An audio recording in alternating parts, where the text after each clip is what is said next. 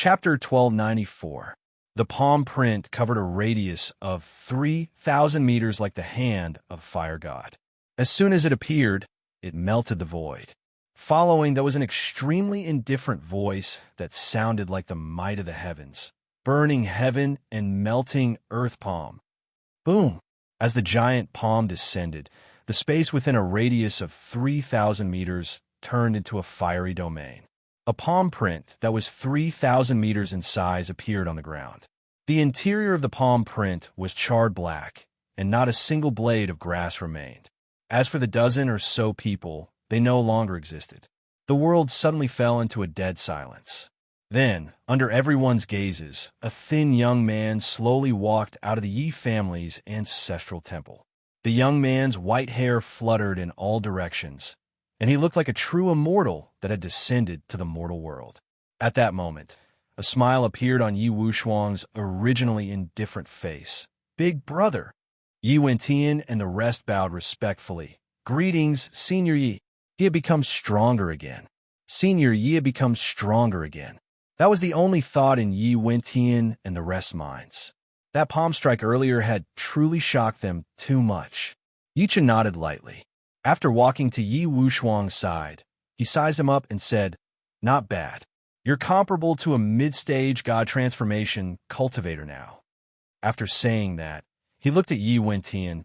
"What happened during the few days I was in closed-door cultivation?" Yi Wentian quickly told him everything that had happened. Countless stone statues revived. Yi Chen's eyes flashed imperceptibly when he heard that. He then squinted and said, "Could it be Ying's doing? Only Ying could cause such a commotion. However, what exactly did he do to revive all the stone statues in the Forbidden Ocean?" At this moment, he seemed to have sensed something, and his gaze suddenly looked into Tianwang's city. "Why are you guys still hiding? Do you need me to invite you guys out personally?" Swish! As soon as he finished speaking, 3 old figures shot out from the Tianwang city. It was a monk, a Taoist, and an old woman. The expressions of Yi Wentian and the rest changed drastically when they saw the 3 of them. It was because the 3 of them looked exactly the same as the 3 stone statues in Tianwang city. The 3 of them landed next to Yi Chun and bowed heavily. "Greetings, Senior. We have no ill intentions. Please don't misunderstand." The 3 of them had been hiding in the dark, so they saw everything that happened earlier clearly. At that moment, they were extremely respectful of Yi Chun. Yi Chun questioned, "Who are you guys?" The leading elder cupped his fists and didn't dare to hide anything. "Senior, I am the founder of the North Sea Dragon Subduing Hall in the ancient barren world, Celestial Venerable North. Behind me are the founder of the Pure World Zen sect, Buddhist Master Bao Xian, and the founder of the Tai Ching Palace, Fairy Yuqing." Hearing that, Yi Chen's expression eased up.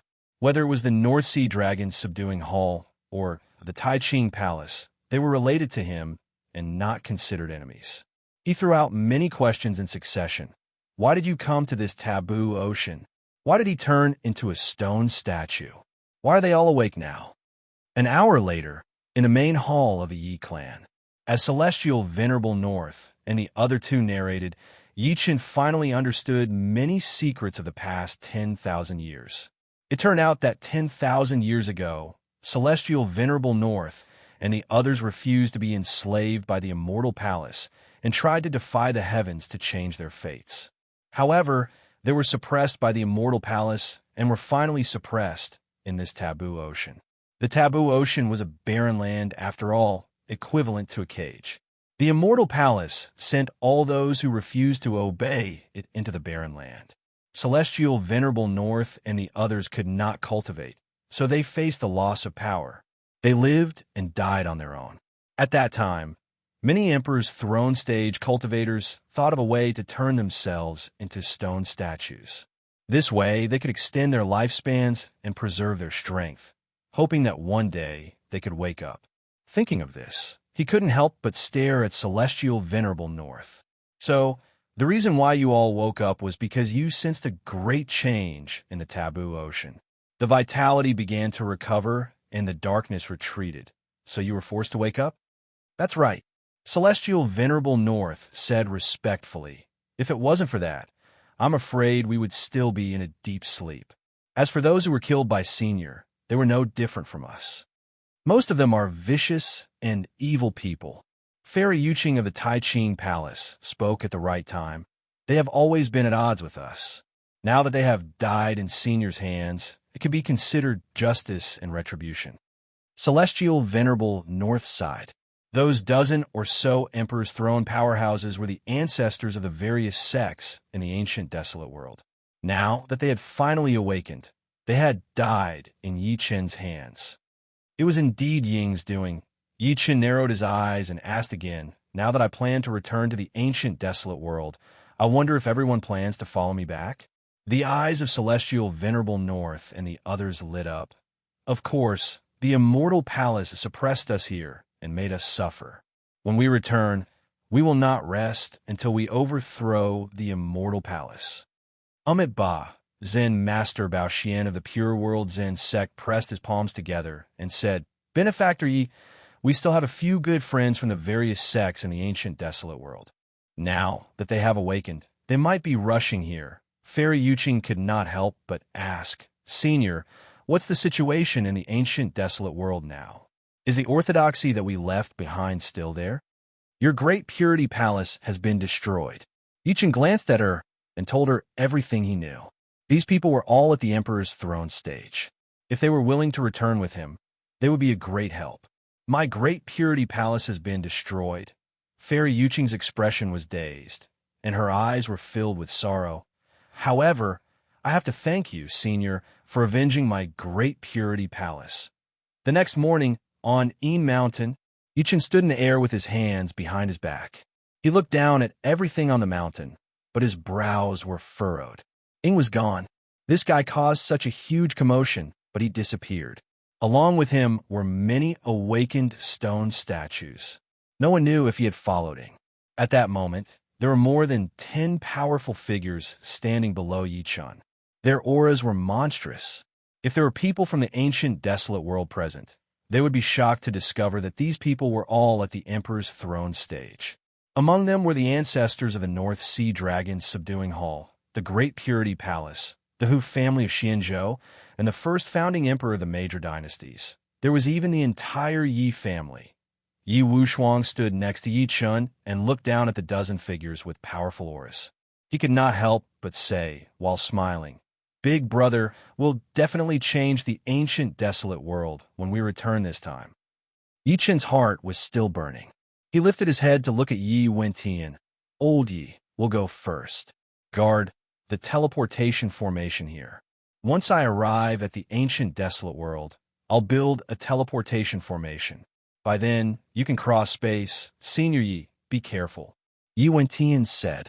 Yi Chen took one last look at the Forbidden Ocean. Then he waved his sleeve. A gigantic wheel that looked like a star charged into the clouds. As soon as the gigantic wheel rose into the air, it grew to 3,000 meters in size. Countless starlight surged on it, and it was incomparably vast. It was the star fixing plate. Let's go. Yi Chen gave the order and took the lead to step onto the star fixing compass. Behind him, more than 10 silhouettes followed. Mom, Dad, Patriarch, my dear daughter, I'm back. As the star fixing plate shone with great starlight, golden flames danced in Yi Chen's calm eyes. And Yuhan, I'll kill my way into the immortal palace this time and bring you and your son back. This time, no one can stop our family from reuniting.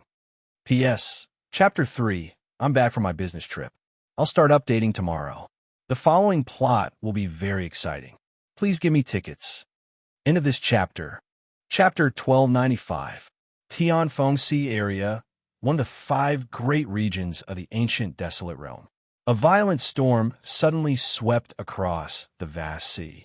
It was as if the sky had collapsed, causing countless sea beasts to flee in all directions. In a tall void, a huge rift suddenly appeared out of thin air. An extremely ferocious aura seeped out from the rift. Then, as the huge crack slowly wriggled, a thin figure walked out from it. The figure wore a green robe and had a head of white hair that flowed like a waterfall. His eyes were resplendent, and his appearance was handsome. The terrifying spatial storm raged behind him, but it was unable to move his body at all. Tianfeng, see area? Yichen looked around disdainfully. He could not help but sigh. I've been away from the ancient, desolate realm for half a month. I wonder how the patriarchs and the rest are doing. With that, he waved his sleeve, and the huge astrolabe beneath his feet disappeared. Then he stepped out of the rift completely. Behind him, a white-clothed figure also slowly walked out of the rift. It was a white-clothed youth. When his indifferent eyes landed on the surroundings, there were complicated emotions flowing in them. Whoosh, whoosh, whoosh. After the white-clothed youth walked out, a dozen figures with terrifying auras shot out from the rift, revealing the faces of the North Sea Hall Master and the others. More than 13,000 years. Endless emotion and excitement appeared on the heavenly venerable North Sea's old face. After more than 13,000 years, I've finally returned to the ancient, desolate realm. I've thought about it more than once. The founder of the Great Purity Palace, Fairy Yuqing, cried tears of joy. We might have to spend our lives in the Forbidden Sea and never return to the ancient, desolate realm. Ancient, desolate realm. I, the great desolate poison master, am back. This is the smell of home. It's changed too much. I still remember that this was the place where the terrifying Sea Clan lived, but now, everything has changed. It was not just the two of them. Even the other 15 Emperor's throne powerhouses had tears in their eyes. Yichen watched this scene quietly and did not interrupt. In fact, he could understand these people's feelings. After all, being a living dead in the taboo ocean for tens of thousands of years was a kind of torture for anyone. He took a step forward and flew towards the land according to the impression he had in his mind. The North Sea, Heavenly Sovereign, and the others quickly followed. Yichen's expression was extremely grim along the way. Now, this vast land was no longer as magnificent and beautiful as it was before. All that was left was a scene of desolation. Whether it was the sea or the land, corpses could be seen everywhere. A huge sea tribe was annihilated. Countless corpses floated on the surface of the sea, dyeing the river red. The land, on the other hand, was frozen for thousands of miles. Countless mountains, rivers, and plants were frozen forever. How did it become like this? Yichen's expression turned grimmer and grimmer when he saw that. What exactly happened?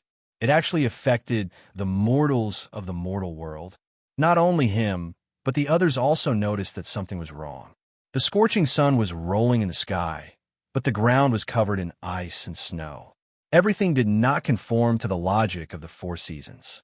The North Sea, Heavenly Sovereign, suddenly stopped in a valley and grabbed a handful of snow from the ground. He felt the chill that could freeze one's heart. It's the aura of a spell. What a strange snow. Fairy Yuqing sucked in a cold breath and said, even though we are in this snowflake, we still feel a chill down our spines. The others nodded repeatedly. They were all at the Emperor's throne stage and had long since abstained from eating. They were not afraid of the wind and rain, yet they were affected by the snow. Yichen's eyes focused. Then he grabbed a handful of snow from afar and held it in his hand. Then he looked at the falling snow. That's right, this snow is indeed a spell. His eyes flashed imperceptibly as he said, someone must have used a divinity to cause this snow disaster. That's why the northern region is in such a terrible state. The snowflakes contained extreme, killing intent. A single snowflake was not much, but when tens of thousands of snowflakes gathered together, the killing intent was earth-shattering. Who exactly is it that can display such a heaven-defying technique? The North Sea, Heavenly Sovereign's expression was very solemn. When we were alive, we've never seen existence with such ability. I'm afraid even the Eastly Emperor can't do it. Immortal Palace. Yi Chun and Yi Wushuang spoke in unison. As soon as that was said, the expressions of the North Sea, Heavenly Sovereign, and the rest changed, and then they came to a realization. Ba, the Immortal Palace is tyrannical. Zen Master Bao Xian of the West Earth Pure Zen sect held the prayer beads in his hand and said with compassion, such an inhumane spell almost destroys everything. Mortals are innocent, yet they have to suffer such a calamity. I wonder how the original Great Li dynasty was like. Yichen narrowed his eyes. Then his body flashed, and he traversed thousands of kilometers in an instant. He teleported toward the Great Li dynasty in the northern region. The Great Li dynasty, the giant that once suppressed the Tianfengxi area, was now only a pile of trash. Countless buildings had turned into ice sculptures, and countless guards who were still on duty had also turned into ice sculptures. Yi Chan landed above the palace and spread his divine consciousness. He took in the entire palace, but he did not see a single living person. The North Sea heavenly sovereign shook his head and said, "Judging from the traces at the scene, this man-made disaster came very suddenly. It was so sudden that these people did not even have time to react." Amit Ba, Zen Master Bao Xian, was compassionate. At that moment, Yi Chen's gaze suddenly paused. Then, he teleported toward the palace's artisan workshop. In the secret underground tunnel of the artisan workshop, it was extremely hot. It was as if one was in magma. However, there were two extremely weak figures in it. They were a man and a woman. The young man was only 17 or 18 years old, while the woman was about 30 or 40 years old. She was curled up at the entrance of the secret tunnel. Their faces were haggard, and their lips were chapped. They seemed to be severely dehydrated. At the same time, they were swaying, as if they were suffering from the cold and heat. "Xiaonan, hold on. You can't sleep." The woman leaning against the wall tried her best to open her eyes. She bit her chapped lips and looked at the unconscious young man on the ground. "Xiaonan, you can't sleep. Once you fall asleep, you won't wake up. Hold on a little longer. When the snow melts, we can go out. Mother will bring you to eat delicious food." No matter how hard the woman called out, the young man did not move at all. It was as if he was dead. At that moment, the secret tunnel suddenly shook. Then, a thin young man stepped into the secret tunnel. The woman who was about to faint seemed to have seen her savior. "Sir, did Father send you to save us?" Yichen walked over and carried the woman after seeing the situation in the secret tunnel. "I'm here to save you." The woman's trembling voice was almost begging. "Sir, save my son first. I can still hold on. My son can't die. Please." End of this chapter. Chapter 1296. Inside the palace, beside a huge bonfire, Heavenly Venerable Bei Yun and the rest looked at the mother and son who were fighting around the bonfire with sympathy. "Madame Zhu, are you saying that a powerhouse forced the Great Li dynasty to submit, but the Great Li dynasty was unwilling, so it snowed heavily?" Yi Chen channeled a trace of true origin energy into the mother and son's bodies. He then gave them a medicinal pill and asked slowly. The mother and son were the wife and son of the Great Li dynasty's craftsman workshop deacon. After the snow disaster, the craftsman workshop deacon hid his wife and son in the craftsman workshop's secret tunnel. The craftsman workshop was connected to the underground fire, so the temperature was relatively high, so the mother and son were lucky to survive. "Yes, sir." Color gradually returned to the middle-aged woman's face. Her lips trembled as she said, "The ruler of the Great Yin Imperial Dynasty, Di Xuanxing, issued a 1,000,000 kill order to deal with Celestial Master Ye's friend. He wants all forces in the ancient barren world to capture him."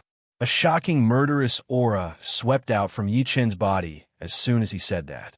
It was as if the temperature between heaven and earth had dropped by dozens of degrees. "Di Xianming?" Yi Chen narrowed his eyes and said, "Didn't I kill him? Why did he revive so strangely?" "Everyone says that Di Xianming isn't the real Di Xianming.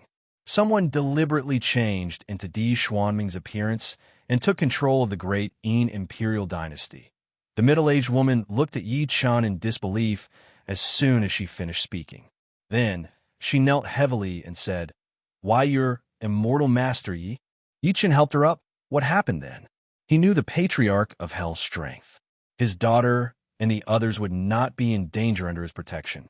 The only thing he was worried about was that the patriarch of Hell would become the ancient desolate realm's enemy. When everyone attacked, the patriarch of Hell would be alone, and the situation would not be good. After that, many forces were unwilling, including the Dali dynasty. Yi Futian said. The middle-aged woman smiled bitterly. "Because everyone said that you're the descendant of the Eastly Emperor, No one wanted to make things difficult for your friend. Yi Chen killed his way into Jixia Academy, killed the schoolmaster, Kuyunzi, destroyed Jixia Academy, and started a shocking battle with Yi Dongli. Almost everyone in the ancient desolate realm knew what had happened. They also knew that Yi Chen was Yi Dongli's descendant. In an instant, countless forces that initially hated Yi Chen had a drastic change in their attitude toward him. All they felt was gratitude and pity.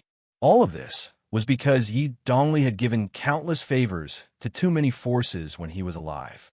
Some of the founders of great sects had been taught by Yi Dongli. Some supreme aristocratic families were on the verge of destruction. It was Yi Dongli who saved them. Any force that still existed in the ancient barren world could be said to have received favors from Yi Dongli. Therefore, Yi Dongli's status in the ancient barren world was extremely special. Even after his death, there were still countless peerless giants who cried for him. After so many years, there were still countless people who felt sorry for Yi Dongli. Hearing her words, Heavenly Venerable North Sea and the others looked at Yi Chen in a different light. I didn't expect Lord Yi to be a descendant of the East Li Emperor Lord. Fairy Yuqing was even more shocked. No wonder Lord Ye's strength is so terrifying at such a young age. Yi Chen's eyes flickered. It seems like this so-called Di Xian must be someone from the immortal palace in disguise, the middle-aged woman said with a pale face. Later, Di Xian Bing activated the celestial phenomenon spiritual treasure, and all the forces that were unwilling to help were destroyed. What? Heavenly elephant spiritual treasure? The Northern Sea Heavenly Sovereign exclaimed in disbelief. I've heard that this treasure can summon the power of celestial phenomenon. It's no different from summoning the wind and rain, or even summoning heavenly lightning. I've heard of it as well. Buddhist monk Bao Xian's lips moved slightly. It is said that this treasure can absorb the heavenly thunder and store it in it before using it against the enemy. Fairy Yuqing took a deep breath and said, Then the great snow in the heavenly wind sea region must be caused by the immortal palace's heavenly elephant spirit treasure. Yi Chen interrupted him and looked at the middle-aged woman again. Which forces were destroyed? What about the North Sea dragon subduing Hall? My heavenly wind sea region was almost destroyed. The latter was still in shock as she said, The great dynasties of the northern region were also destroyed. Zhongzhou was a little better. Di Xianbing seemed to be a little afraid of existences like the North Sea dragon subduing Hall. He only threatened them not to interfere. Yi Chen's heart sank immediately. He said urgently, What about my friends? Like the Patriarch of Hell and the rest? That Lord Hell is very powerful. The middle-aged woman said intermittently, Di Xianbing once attacked Lord Hell, but he seemed to have returned in defeat. The Patriarch had defeated the people from the Immortal Palace? Yi Chen's brows relaxed immediately. However, he felt that something was amiss. Where is the Patriarch now? Lord Hell seemed to have been injured in the battle with Di Xianbing. Now, he has brought his people to a Huang kingdom in the eastern wilderness. The middle-aged woman clenched her hands and said, However, they're not in a good situation now. It said that Di Xianbing has used a spiritual treasure against the Huang kingdom. There are even some supreme forces who have chosen to submit to Di Xianbing, surrounding a Huang kingdom so tightly that not even a drop of water can trickle through. She cannot help but look at Yi Chen as she said that. Lord Yi, go quickly. This happened 10 days ago. A Huang kingdom will not be able to hold on for long when facing the siege of more than half of the ancient desolate realm. Boom! Just as she finished speaking, a terrifying, baleful aura storm stirred up in the hall again, causing the air to tremble. Thank you, Madame Zhu. Yi Chen retracted the baleful aura in his body and said to the former, I'll never forget your kindness. I'll order someone to send you and your daughter to a safe place. After saying that, he could not help but look at Fairy Yuqing. Leave it to me. Fairy Yuqing took over the topic and said in a deep voice, Lord Yi, after I send them to a safe place, I'll head to the eastern desolate realm to look for you. As soon as he said that, Heavenly Venerable Bei Ming clasped his fists at Yi Chen first. Lord Yi, if you don't mind, I'm willing to lend you a hand. I'm also willing to lend you a hand, Benefactor Yi. For no other reason, but because the Eastly Emperor once risked his own cultivation to save the seniors of the Pure World Zen sect. Zen Master Bao Xian pressed his palms together. "We're willing to lend you a hand, Lord Yi." In an instant, more than 10 Emperor's Throne powerhouses unleashed their full cultivation base. Their voices were like thunder that shook people's hearts. Among these people, some were grateful to Yi Chun for bringing them back to the ancient desolate realm, but most of them were indebted to Yi Dongli back then. "All right, thank you, everyone." Yi Chun raised his head and took a deep breath of the cold air in the air. Shocking, killing intent exploded in his deep eyes. "This time, I'll make sure that there are no more immortals in the Immortal Palace." End of this chapter. Chapter 1297. Ancient Barren World, Eastern Barren Territory. The flames of war spread to every corner of the Eastern Barren Territory. Whether it was the ancient Shur family or other forces, they were all destroyed. In the end, they could only hide in the Ahuang Kingdom to survive. Now, the Ahuang Kingdom was no longer the country of women that everyone in the Eastern Barren Territory envied. There was only wind and snow that seemed to freeze the entire country. Snow fell everywhere in the Ahuang Kingdom. The streets were almost covered by the wind and snow. Not a single living person could be seen. Everyone hid in their houses. Even though there were bonfires for warmth, they still shivered and were filled with despair about the future. The heavens wanted to destroy the Ahuang Kingdom. This was the only thought in the minds of almost every citizen of the Ahuang Kingdom. That was why the heavens had specially sent this snow disaster. Even so, the Ahuang Kingdom was much better than other places. At the very least, not many people in the Ahuang Kingdom froze to death during the 10 days when the snow covered the sky. All of this was because there were hundreds of towering pillars of divine fire erected in the Ahuang Kingdom. These hundreds of pillars of divine fire were tens of thousands of meters tall. They were like huge chimneys, constantly emitting heat to the outside world in an attempt to resist the snow disaster. All the citizens of the Ahuang Kingdom remembered one person. They even set up tokens in their homes to worship this person. This person was the Yellow Spring Ancestor. After the snow covered the sky, the Yellow Spring Ancestor mobilized the power of the country to create hundreds of towering pillars of divine fire in the Ahuang Kingdom. It was also these pillars of divine fire that saved countless lives. Ahuang Kingdom, at the peak of the imperial city. 2 figures stood in the air, sizing up the Ahuang Kingdom that was protected by the Matrix. Their gazes passed through the Matrix and looked at the powerful auras outside. One of them, a beautiful woman in a phoenix robe, murmured, "Yellow Spring, do you think we can make it?" Zhang Lei's eyes were full of sorrow. The Ahuang Kingdom had always been in her hands. She didn't expect it to suffer such a great disaster. Even so, she still looked at the black-clothed youth in front of her with affection. Although his face was unruly, he gave her a great sense of security.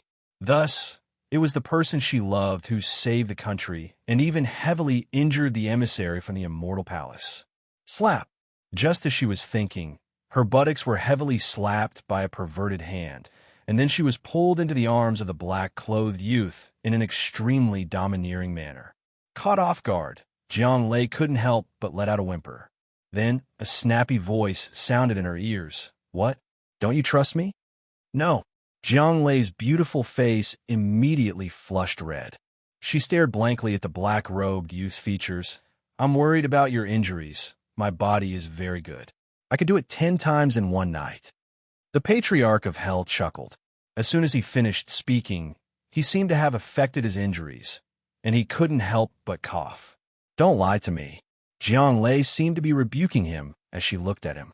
"For the sake of saving your brother, you took on Ku Yunzi's fatal strike, and then you were injured. Afterwards, you fought with Immortal Palace's emissary. Even though the latter escaped after being seriously injured, you weren't much better off. You're such a troublesome woman." Seeing that his pretense had been exposed, the Patriarch of Hell immediately put on a stern face. "If you want to be my woman, you have to listen to me. If I say one thing, you can't say another." As soon as that was said, the world suddenly fell silent. Not long after, Jiang Lei's sobbing could be heard. The Patriarch of Hell was silent for a few seconds before he said seriously, "Don't worry, I'll be fine. I promised fellow Yi that I would protect his family until he returns. How can I die so easily?" "What if?" Jiang Lei wiped the tears from the corner of her eyes and said hesitantly, "What if Mr. Yi doesn't come back? After all, that's the Forbidden Sea. He won't." The Patriarch of Hell grinned and said, "You don't know fellow Yi. His abilities are beyond your imagination. In fact, even I don't know much about him." As he said that, he could not help but recall the first time he met Yi Chun. At that time, he failed the tribulation and only a wisp of his soul fell to earth. He had no choice but to possess a dog. It was also by chance that he was brought back to the Yi family. It was that night that he found out that Yi Chun was a cultivator. However, Yi Chun was only on intermediate stage spirit assembly at that time. The Patriarch of Hell relied on his identity as a tribulation stage almighty in his previous life to show off to Yi Chun, but Yi Chun countered him. Since then, Yi Chun's growth shocked him. He went from intermediate stage spirit assembly to beginner stage god transformation, and he was ahead of the Patriarch of Hell. The Patriarch of Hell knew very well that he was a tribulation stage almighty in his previous life, but he still could not compare to Yi Chun. It could only prove that Yi Chun had some fortuitous encounter that was beyond his imagination. Just as Jiang Lei was about to say something, she suddenly heard a loud bang. Then, the ground beneath her feet began to tremble violently, as if the earth was shaking. "The formation is broken." The Patriarch of Hell narrowed his eyes and said, "Although I guessed that this day would come sooner or later, I didn't expect these people to be so fast. Take care of fellow Ye's family. Leave the rest to me. This is what a man should do." After saying that, his figure flashed, and he instantly teleported thousands of kilometers away, landing on the city wall. At the same time, several figures rushed over from all directions within a Huang kingdom.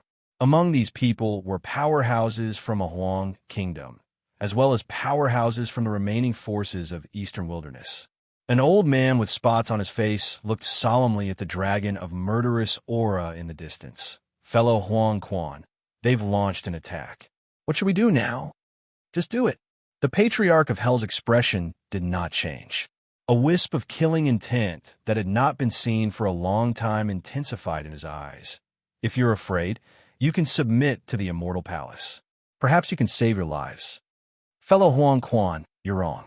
A 9 Revolution Marshal Saint Clan elder from the Shi family smiled bitterly. "Our Shi family has received the favor of the Eastly Emperor, and Qian Han is a close friend of Emperor Yi. How can we surrender?" "That's right." Another powerhouse also stood up and said with a determined expression, "The forces we belong to were all destroyed by the lackeys of the Immortal Palace. Since there's no way out today, why don't we fight to the death? It's enough to drag one of them down with us before we die. We'd rather die than surrender." Boom, boom, boom. Earth-shaking roars rumbled in the capital of a Huang kingdom, as if even the falling snowflakes in the world had stopped. "That's good. If you remember the formation that the Patriarch taught you, you can barely hold back an emperor's throne." The Patriarch of Hell narrowed his eyes and sneered. "As for the remaining emperor's throne lackeys, leave them to me." As his voice fell, more than 20 murderous aura dragons streaked across the sky, approaching from afar. These 20 people all emitted a thick emperor's aura. Chapter 1298. 25. Old Ancestor Yellow Spring fixed his gaze on the 25 people. His calm expression changed. That guy from the Immortal Palace actually sent 25 Emperor's Throne Realm cultivators. He really thinks highly of me. The experts behind him were all shocked beyond belief. Even though they were prepared, they did not expect 25 Emperor's Throne Realm cultivators to descend. This number was almost 3/4 of the peak power in the ancient barren world. There are many unfamiliar faces among them. They seem to be old monsters who are in hibernation from the major forces. The 9 Revolutions Marshal Saint from the Shi family sucked in a breath of cold air and said, "Just what benefits did the Immortal Palace give them to actually make them forget the kindness of Emperor Lord Dong Li and willingly become someone else's lackey to attack us?" More than 20 figures instantly flew 100 zhang away. More than 20 emperors might merge together, causing the world to change color. The leader was an old man with a sword on his back. His entire body was filled with an aura of death, like an old man with one foot in the grave. It's the founder of the Clear Sky Sword Sect, Sword Venerable Clear Sky. The 9 Revolution martial saint from the Shur family's pupils constricted when he saw the newcomer. He said in shock, "Wasn't it rumored that he died a long time ago?" As soon as he finished speaking, the old man with the sword on his back smiled sinisterly. "I didn't expect that after thousands of years, there would still be people who remember this old man. Sword Venerable Clear Sky, you were just a sword boy of the Emperor Lord Dongli back then. If it wasn't for the Emperor Lord Dongli teaching you swordsmanship, how could you be where you are today?" An expert behind old ancestor Yellow Spring couldn't help but say angrily, "Now you become the lackey of the immortal palace and want to attack the descendant of the Emperor Lord Dongli?" The Emperor Lord Dongli? Sword Venerable Clear Sky smiled indifferently. "It's true that he taught me swordsmanship back then, but who told him to become enemies with the immortal palace? As the saying goes, a wise man submits to circumstances. It's normal for us to not be on the same boat as him." "You." The person from before was furious. "You're just a piece of trash struggling at death's door." Old ancestor Yellow Spring looked at him quietly and seemed to be disdainful. "If you continue struggling at death's door, you might be able to live for a few more years. But now you dare to become enemies with me. Today next year will be the anniversary of your death. You must be old ancestor Yellow Spring." Honorable swordsman Hao Tian sized up old ancestor Yellow Spring and said with a faint smile, "I admit that your strength is unfathomable, and I'm not even your successor. But don't forget that we have more than 20 emperors throne realm cultivators here today. So what? They're just a bunch of chickens and dogs." Patriarch Yellow Spring's expression did not change. One of the emperor's throne experts sneered and said, "Old ancestor Yellow Spring, I heard that you were seriously injured by the Lord of the Immortal Palace. I wonder how much fighting strength you have left." Patriarch Yellow Spring said, "You can come and experience it. You don't have to provoke me." The man was so angry that he laughed. "Today, the order we received was not to fight you alone, but to join hands and kill you. Attack. End this quickly." Swordsman Hao Yin let out a fierce cry. He took out a sword of the way, which cut through the 9 heavens, pierced through the world, and slashed at Patriarch Yellow Spring. This scene was extremely terrifying. He waved the sword with one arm, as if he was going to cut down the 9 heavens and destroy all living beings in the world. "Kill." The other 20 people attacked at the same time. Some swung their spiritual treasures, and some used supreme Tao techniques. Rumble. More than 20 emperors' throne experts attacked, and the power was so great that it instantly turned the void into powder. Attack! Patriarch Yellow Spring also roared and took the initiative to meet swordsman Hao Yin. He raised his hand and used the invincible fist seal. "Break! Everyone, fight to the death." The 9 Revolution martial saint of the Shur family took a deep breath and immediately burned his lifespan. His aura began to rise violently. Fight to the death. The others all burned their lifespan. In an instant, a terrifying aura swept out. The 9 Revolution martial saint of the Shur family's hair instantly turned white. Countless wrinkles appeared on his face at a speed visible to the naked eye. He roared, "Form the netherworld extinguishing formation." Boom! Immediately, 5 people landed beside him and set up an extremely profound and mysterious formation. Their auras instantly merged into one. This was the formation that Patriarch Yellow Spring had taught them earlier. Kill. Feeling the surge of power in his body, the 9 Revolution martial saint of the Shur family laughed maniacally. He then charged at an Emperor's throne expert without fear of death. Form a formation. After him, another 9 Revolution martial saint roared and chose to burn his lifespan. Another 5 people landed beside him and formed the netherworld extinguishing formation with him. Kill. At this moment, everyone chose to fight with their lives on the line. Boom! Many scales burst out from Patriarch Yellow Spring's body. All the scales opened, and a terrifying aura surged out. A faint shadow appeared behind him. The shadow was like a ferocious beast. Its roar shook the mountains and rivers, and an endless amount of ferocious aura burst out. Bang! Swordsman Houghton's left arm was cut off by Patriarch Yellow Spring. As he retreated madly, he looked at Patriarch Yellow Spring in shock. "You're not human." Demonic aura. He felt an overwhelming demonic aura from Patriarch Yellow Spring's body. Moreover, it was an extremely terrifying demonic aura that did not seem to belong to this world. Die! Patriarch Yellow Spring roared and charged at Swordsman Houghton. The ferocious beast behind him was as tall as the sky, and its terrifying, ferocious aura shot into the clouds. At the same time, the attacks from the dozen Emperor's Throne experts landed on him. Puff! Patriarch Yellow Spring staggered and could not help but spit out a mouthful of blood. Then, the ferocious beast behind him opened its mouth and swallowed the world. Before everyone's eyes, an Emperor's Throne expert was swallowed into its mouth. No one knew if he was dead or alive. "Give up," Swordsman Houghton laughed and said. "No matter how strong you are no match for us today. No one in this world can save you." As soon as he finished speaking, a huge crack suddenly appeared in the void above everyone's heads. Then, many corpses fell from the crack like rain. Those are the disciples of ancient God sect, and our sect leader. Looking at the corpses that fell like rain, the expressions of Swordsman Houghton and the others suddenly became extremely ugly.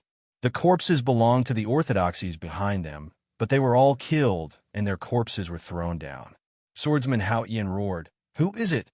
The next moment, a huge purple-gold serpent dragon tore through the air, and on its back stood a middle-aged man in a purple-gold robe.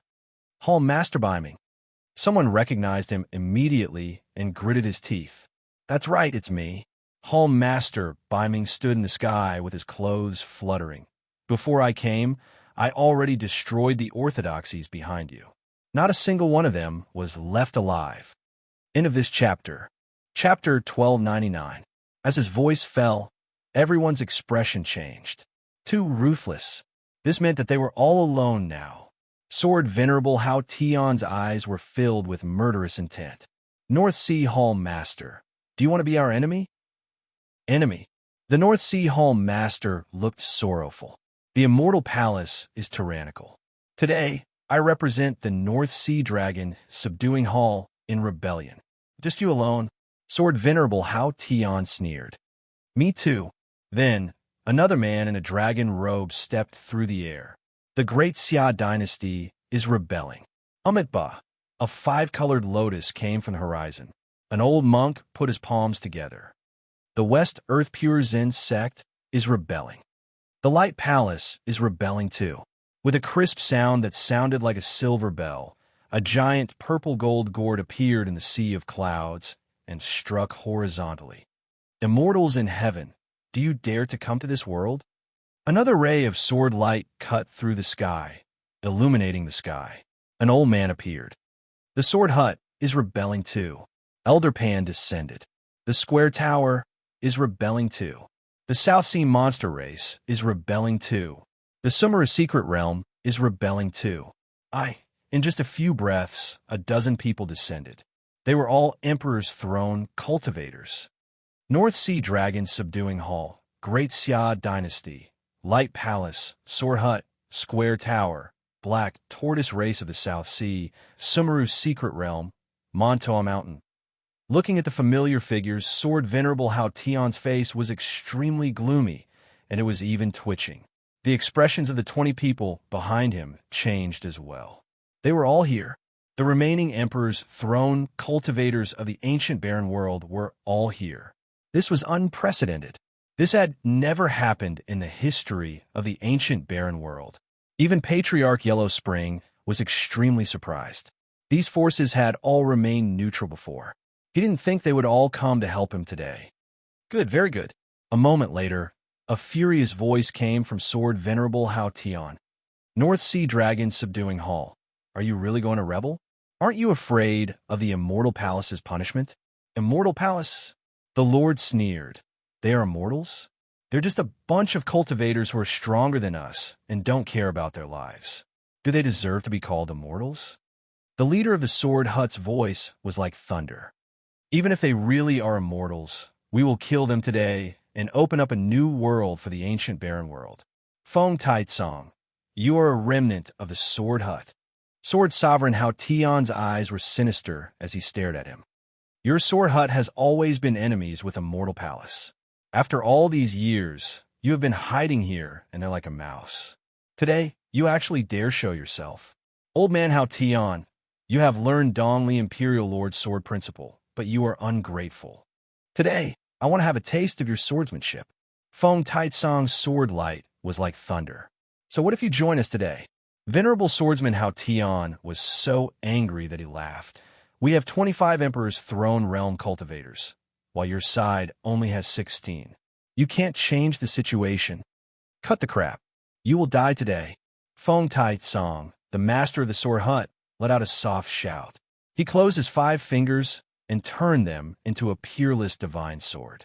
He took the lead and slashed towards Sword Venerable Hao Tian. Do it. At the same time, North Yin Temple Master and the others looked at each other and then attacked together, shaking the sky. A total of 40 Emperor's Throne Realm cultivators fought.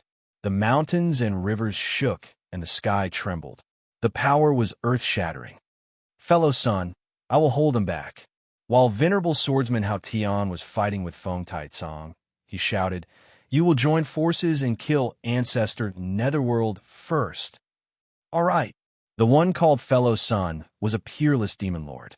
Then, he turned into a giant silver tiger and pounced towards Ancestor Netherworld. He slammed his claw down. Before the claw landed, a mountain on the ground exploded. Ancestor Netherworld died. A total of 9 Emperor's Throne Realm cultivators joined forces and attacked Ancestor Netherworld.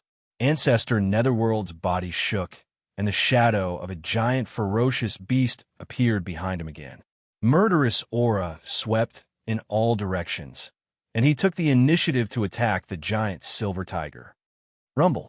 Countless terrifying attacks fell on his body, and a trace of blood immediately flowed from the corner of his mouth. However, he was unmoved.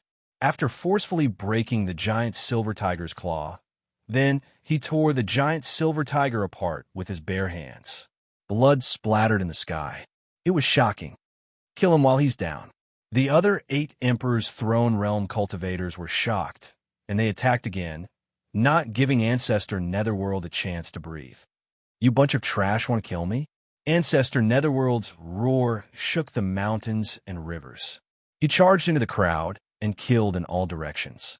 His ferocious aura was monstrous, and his injuries were getting worse. Puff! Someone slashed at Ancestor Netherworld's neck with a sword. Instantly, his head flew off. Ancestor Netherworld is dead. Ancestor Netherworld is dead. That person was instantly ecstatic. Seeing this scene, Temple Master North Yun and the others were so furious that their eyes almost popped out. They shouted with all their might, Fellow Netherworld! Even Jiang Lei, who was within the Imperial Palace, trembled violently when she saw this, while her face turned incomparably pale. However, at the next moment, a cry of surprise came from the crowd. He's not dead? How is this possible? Under everyone's horrified gazes, Ancestor Netherworld's severed head automatically returned to his neck and recovered to its original state. Sword Venerable Hao Tian's pupils shrunk violently. Seeing that Ancestor Netherworld's face was getting paler, he couldn't help but ask, Is this a life substitution technique? Ancestor Netherworld wiped the blood from the corner of his mouth. Monstrous demonic energy swept out from the depths of his eyes. Congratulations, you've successfully angered me. At this moment, a giant cauldron suddenly descended from the sky. It carried a monstrous aura and whistled toward Ancestor Netherworld. Scram! Ancestor Netherworld roared. He took a step and slammed into the giant cauldron. Buzz! The giant cauldron deviated and smashed into a mountain. The mountain was instantly set ablaze and turned into ruins. In the sky, a golden figure that looked like a god slowly descended with an oppressive aura. Cough, cough, cough. Ancestor Netherworld coughed up blood violently. A loser like you dares to appear in front of me? Sword Venerable Hao Tian and the others were overjoyed. My lord. The expressions of Hall Master Bei Yun and the others changed. The golden figure ignored everything and looked down at Patriarch Yellow Spring from above. The facts have proven that you're no match for me in the end. I've exhausted your strength with just a few ants. You're no longer a match for me. You can try. Ancestor Netherworld sneered. Give up. The golden figure's oppressive aura was like a mountain. Its voice shook the world. No one can save you today. I'll give you one more chance. Submit to me, and I'll spare your life. Oh, is that so? Practically at that moment, a cold voice suddenly resounded between the heavens and earth. Then, red snowflakes fell one after another. P.S. Chapter 5. Today's update is complete. Please give me some tickets. End of this chapter. Chapter 1300. Oh, is that so? The voice was neither loud nor soft, but it spread to every corner of the world and shook the surroundings. As these words rang out, the earth-shattering battle instantly came to an abrupt halt. Countless people's expressions changed. An Emperor's Throne powerhouse subconsciously reached out to catch a snowflake. Just as he was about to crush it, he immediately screamed and turned into an ice sculpture. He fell to the ground and turned into countless ice shards. There's something wrong with this snow. Don't touch it. Swordmaster Hao Tian seemed to have thought of something and immediately shouted. He urged all the spiritual essence in his body to form a vitality barrier outside his body. The rest of the people's expressions changed drastically, and they followed suit. Meanwhile, the eyes of the golden figure in the void were fixed on the falling red snowflakes. Artistic conception. He felt an extreme artistic conception from the red snowflakes. The artistic conception was filled with endless killing intent, and it made him shudder. How is this possible? He felt a chill in his heart, and a look of disbelief appeared on his face.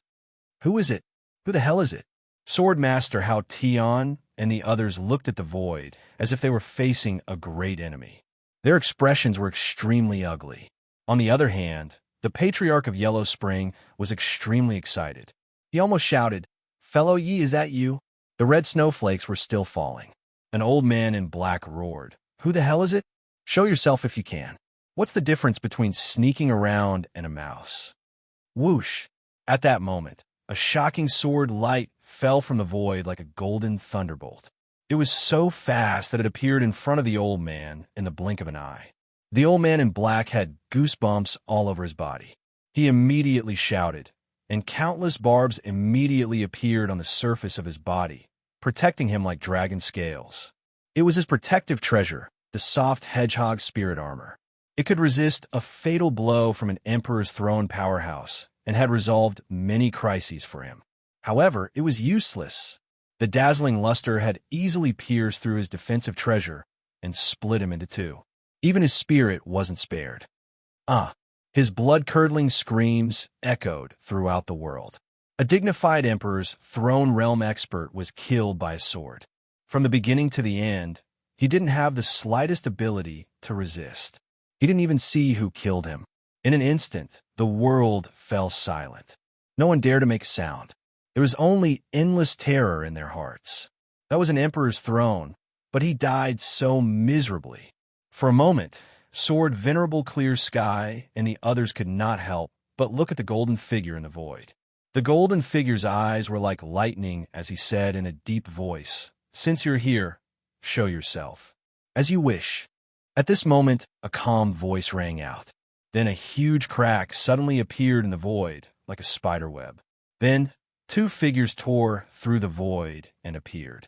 When they saw the face of the person leading the group, waves of exclamations and cries of surprise suddenly erupted in the surroundings. "Fellow Taoist Yi, Imperial Lord Yi, Yi Chun." These voices were mixed with excitement, shock, surprise, and even astonishment. In the blink of an eye, these voices covered the entire world. Hall Master Bei Yun and the others were in disbelief. Jiu'er cried tears of joy. Soared Venerable Clear Sky, and the others were stunned, their eyes filled with shock. The expression of the golden figure in the void, who was the envoy of the immortal palace, became extremely gloomy. The disdain in his eyes was gradually covered by a deep sense of fear. It was because he could not see through Yi Chen ever since he appeared. Yi Chen's figure slowly landed next to the Patriarch of Hell. He lifted his eyes to look at his injuries and eventually said softly, "Thank you for this." He and the Patriarch had known each other for a long time and trusted each other. However, under such circumstances, he was still extremely touched. The Patriarch of Hell was not an emotional person. He shook his head indifferently and chuckled.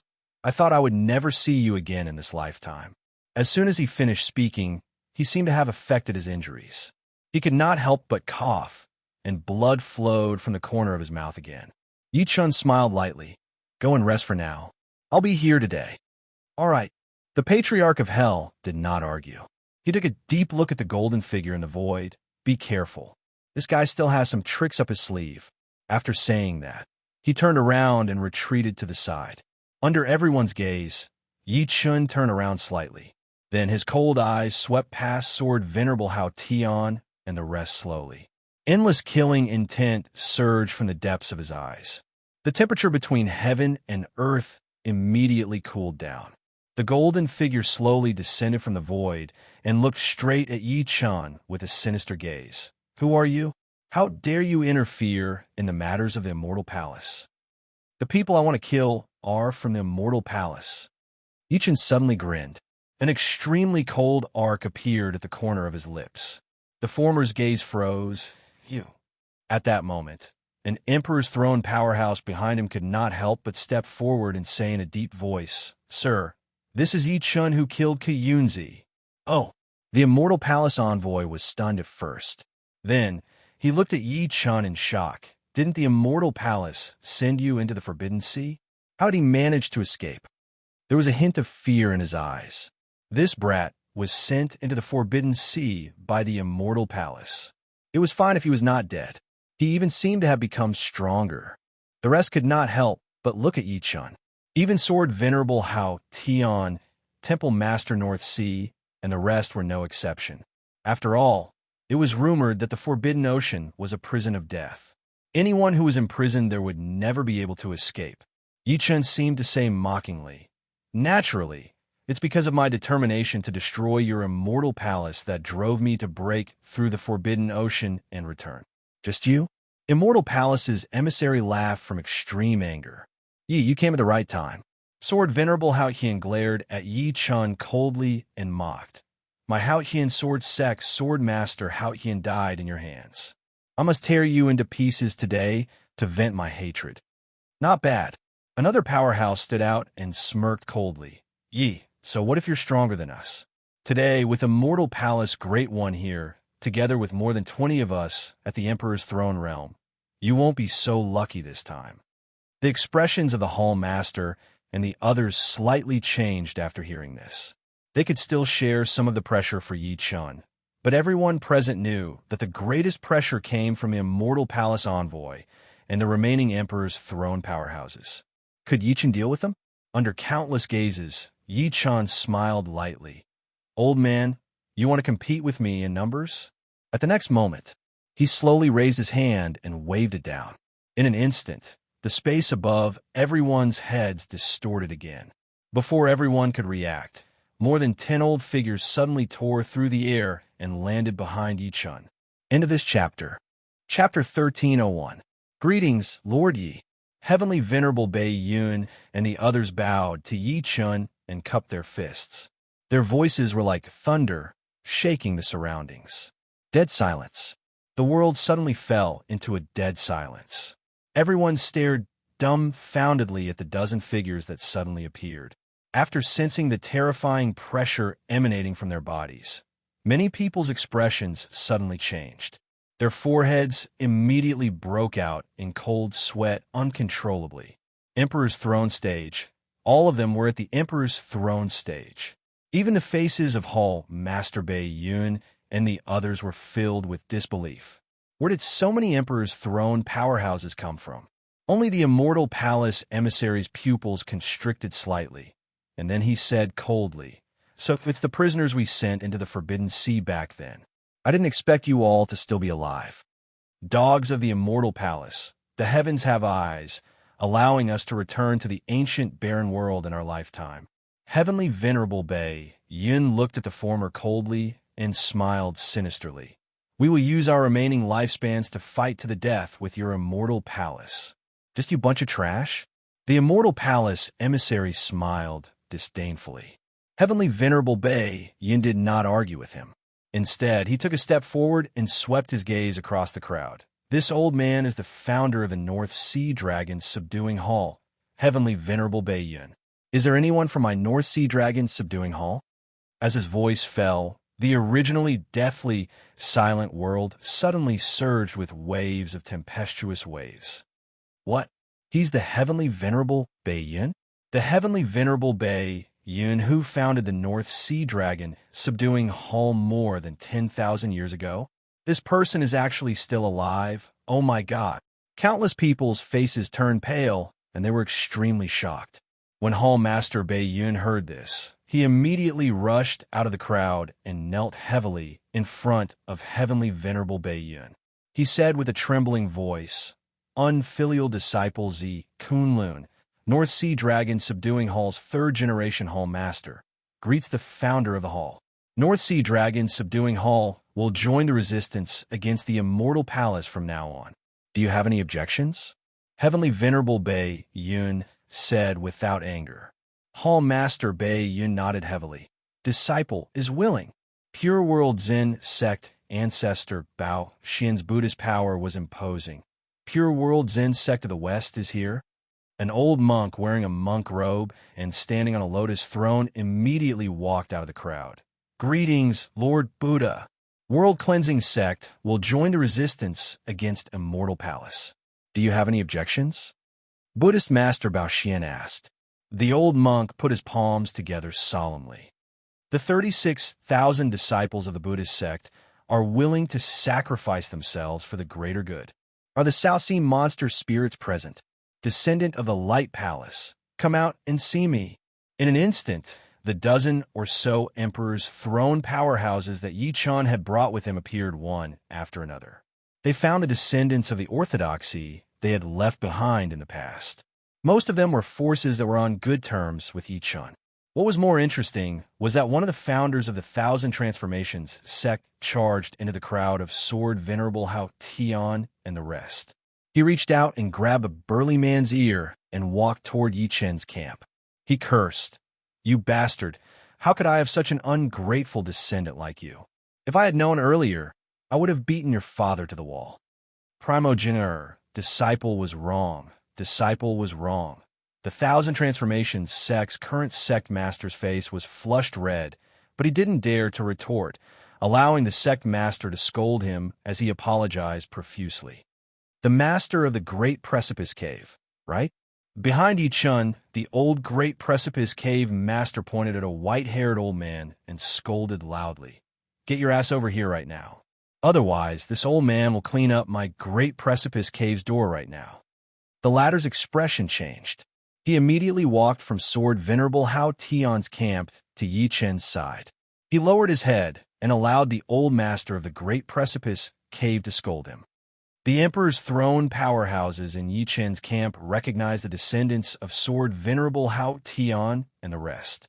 In less than 10 minutes, there were less than 15 Emperor's throne powerhouses left in Sword Venerable Hao Tian's camp. The rest were all successfully instigated to join Yi Chen's camp. This scene infuriated Sword Venerable Hao Tian and the rest to the point of vomiting blood. Previously, they had the absolute advantage in terms of the number of powerhouses and their peak combat power. However, who would have thought that nearly 10 people would defect in an instant, causing the situation to change drastically? Lord Yi, Heavenly Venerable North Sea, could not help but look at Yi Chun. His eyes were filled with inquiry, as if he was waiting for his order. "Kill! Don't leave a single one alive." Yi Chun waved his hand lightly, his voice extremely indifferent. As soon as he said that, The originally peaceful world was instantly drowned by countless earth-shaking, killing intent. Before Yichen arrived, there were more than 10 Emperor's throne powerhouses helping the Patriarch of Hell.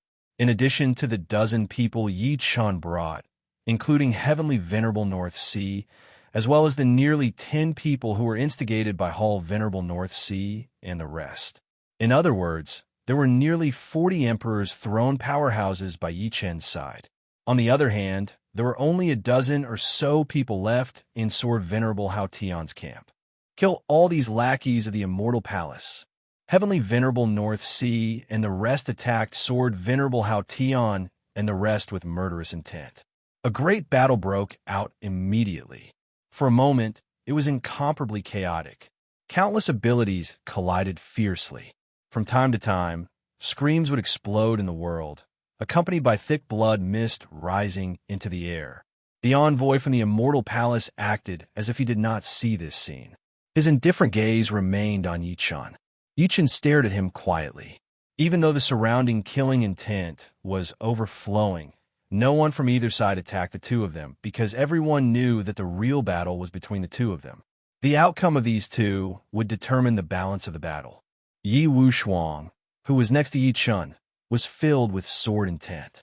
He looked at the envoy from the Immortal Palace eagerly. "Big brother, I'll go kill him. Leave this person to me." Yichen shook his head slightly and said coldly, "I want to personally take his head. It's the first gift to the Immortal Palace." Shameless boasting. When the envoy heard this, he was so angry that he laughed. "Do you really think you can be so arrogant just because you have the help of a few ants? None of you will survive today." After saying that, he waved his sleeve, and the space beside him suddenly distorted violently. Boom! The sky split open, and a godlike figure shot out from the huge crack. Immediately, a man dressed in snow-white clothes appeared. Emperor Lord Dongli. At that moment, Heavenly Venerable North Sea and the others who were fighting could not help but pause. Their eyes were filled with shock as they looked at the white-clothed figure. Yichen sneered, "This move again, leave him to me." Without waiting for Yichen to speak, Yi Wushuang's figure flashed, and he charged at Yi Dongli first. The sword intent on his body swept out, and his eyes were filled with battle intent.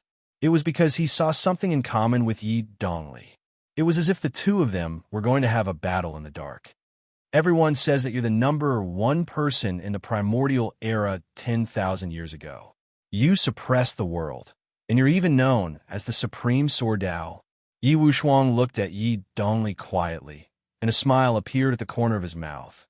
"My name is Wushuang, unparalleled in the Sword Dao. Sorry for offending you today." End of this chapter. Chapter 1302. Yi Dongli's white clothes fluttered, looking magnificent. His hollow eyes stared at Yi Wushuang. Flames faintly bloomed in the depths of his eyes, as if he had sensed fate's arrangements. Today, the two of us will only talk about the sword. Yi Wushuang's gaze was calm. "I hope you won't disappoint me."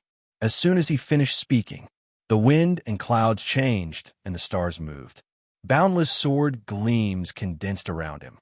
They were endless, and the number was unimaginable. It was not an exaggeration to say that they covered the sky and covered the sun. Whoosh, whoosh. At the same time, a monstrous sword cry came from Yi Dongli's body. It was earth-shattering like rolling thunder. Boom! In the next moment, the two of them seemed to have made an agreement. Their figures moved like lightning, charging towards each other. Sword gleams covered the sky, and endless sword chi collided. This was a battle between Yi Wushuang and Yi Dongli. It was also a battle of the Sword Dao that they had agreed on. It had nothing to do with grudges or life and death.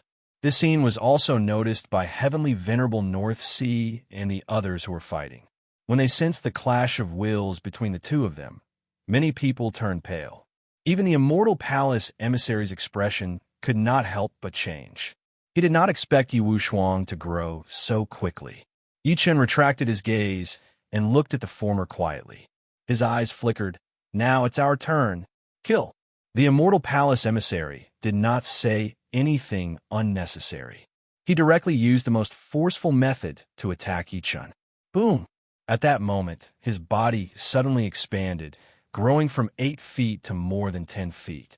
His steel-like body flickered with a cold metallic luster. In an instant, the void trembled, deafening.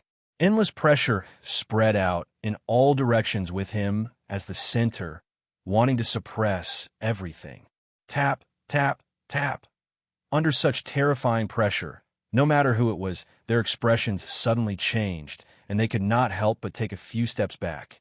So powerful, heavenly venerable North Sea and the others had incomparable fear in their eyes. Meanwhile, soared venerable Hao Tian and the others could not help but sneer in anticipation. It was as if they could see Yi Chan dying at the hands of the Immortal Palace emissary. Lowly Ant die. The Immortal Palace emissary's gaze was cold. He suddenly slapped a sky-shattering palm at Yi Chan. Boom! The void instantly collapsed. The black palm imprint was like a cloud that covered the ground.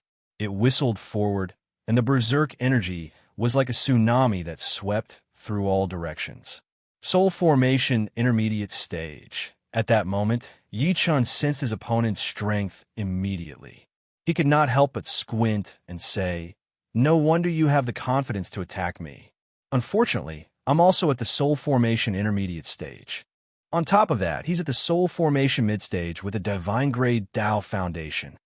After he finished speaking, he gently raised his right palm, and divine light immediately erupted from his palm, like the aura of chaos, causing all things to pale in comparison.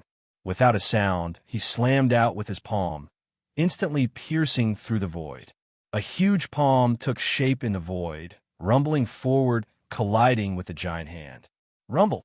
Suddenly, a huge flame swept out in all directions. It was as if lava had erupted, and the terrifying aftershocks destroyed everything. At that moment, everyone stopped what they were doing and stared at the place where the two of them were fighting. When the storm scattered, the Immortal Palace emissary's hands that were behind his back were trembling slightly. There were traces of blood flowing out. Meanwhile, Yi Chun stood proudly in the air, looking down at the people. The Immortal Palace emissary's expression was extremely gloomy. This was only the first time they fought, but Yi Chun had already broken his spell and even injured him. How was this possible? He was the Immortal Palace's genius, an existence that could look down on any saint spirit in the world. But now, he was injured by an ant. Before everyone could react, the Immortal Palace emissary let out a long roar and formed a seal with his hands. Kacha! The clouds split open, and a bolt of purple lightning illuminated the sky. Under everyone's gazes, the Immortal Palace emissary was like a true immortal descending to the mortal world. Lightning surged all over his body, and a terrifying halberd that was about to materialize gradually appeared in his hands. What method is this? At that moment, countless people's hearts trembled. They all felt the heart-palpitating power coming from that terrifying halberd. That seems to be an existence that surpasses a spirit treasure. The oldest Zen master Bao Xian cried out involuntarily, "Supreme spirit treasure. This is a supreme spirit treasure." As soon as these words were spoken, heaven and earth fell silent. "Ant, kneel, and I'll spare your life." The Immortal Palace emissary waved his terrifying halberd and charged at Yi Chun. The killing intent in his heart rose to the extreme. He was a prodigy of the Immortal Palace. How could he lose to a secular ant? The pupils of heavenly venerable North Sea and the others constricted violently, and their hearts rose to their throats. Can Emperor Yi take it? Under such circumstances, everyone could tell that the Immortal Palace emissary was serious, containing a thunderous rage. Yi Chen remained unmoved in the face of such a terrifying might. A cold gleam flashed through his eyes. "Forget it. I'll let you experience the divinity that I cultivated in the Forbidden Sea." At the next moment, he took a step forward and raised his head to look at the sky. His eyes were filled with monstrous lightning, thunder. Under everyone's gazes, the wind and clouds in the surroundings moved. Rumble, endless thunder clouds gathered densely, shaking heaven and earth. It was as if they were tearing the sky apart and sweeping the earth. Not long after, They gathered into a 3,000-meter pool of lightning above Yi Chen's head. At that moment, Yi Chen seemed to have become a huge vortex. A vortex that attracted lightning from all directions, causing endless lightning to turn into a pool of lightning. Then, overwhelming lightning power surged into his body. At that moment, Yi Chen seemed to have transformed into Emperor Lei Sheng. His body was covered in lightning, and his might was vast and mighty. Everyone stiffened as they watched this scene without moving. The expressions on their faces suddenly froze, and their eyes surged with monstrous shock. Even the Immortal Palace emissary's figure paused. When he looked at Yi Chen again, there was a dense coldness in his eyes. 10,000 bolts of lightning forge my body. My life is like a demon's desire to seal the heavens. Yi Chen said coldly.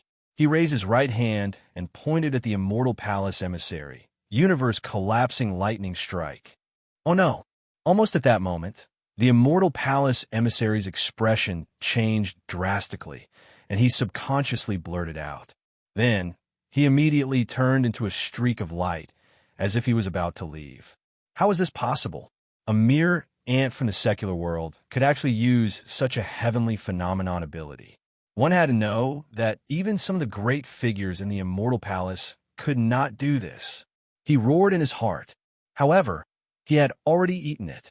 As Yi Chen's last word fell, the lightning that was known as the fastest in the universe enveloped a radius of 3,000 meters and struck her body at lightning speed. No, the former roared unwillingly. Rumble. At that moment, everyone felt their vision blur.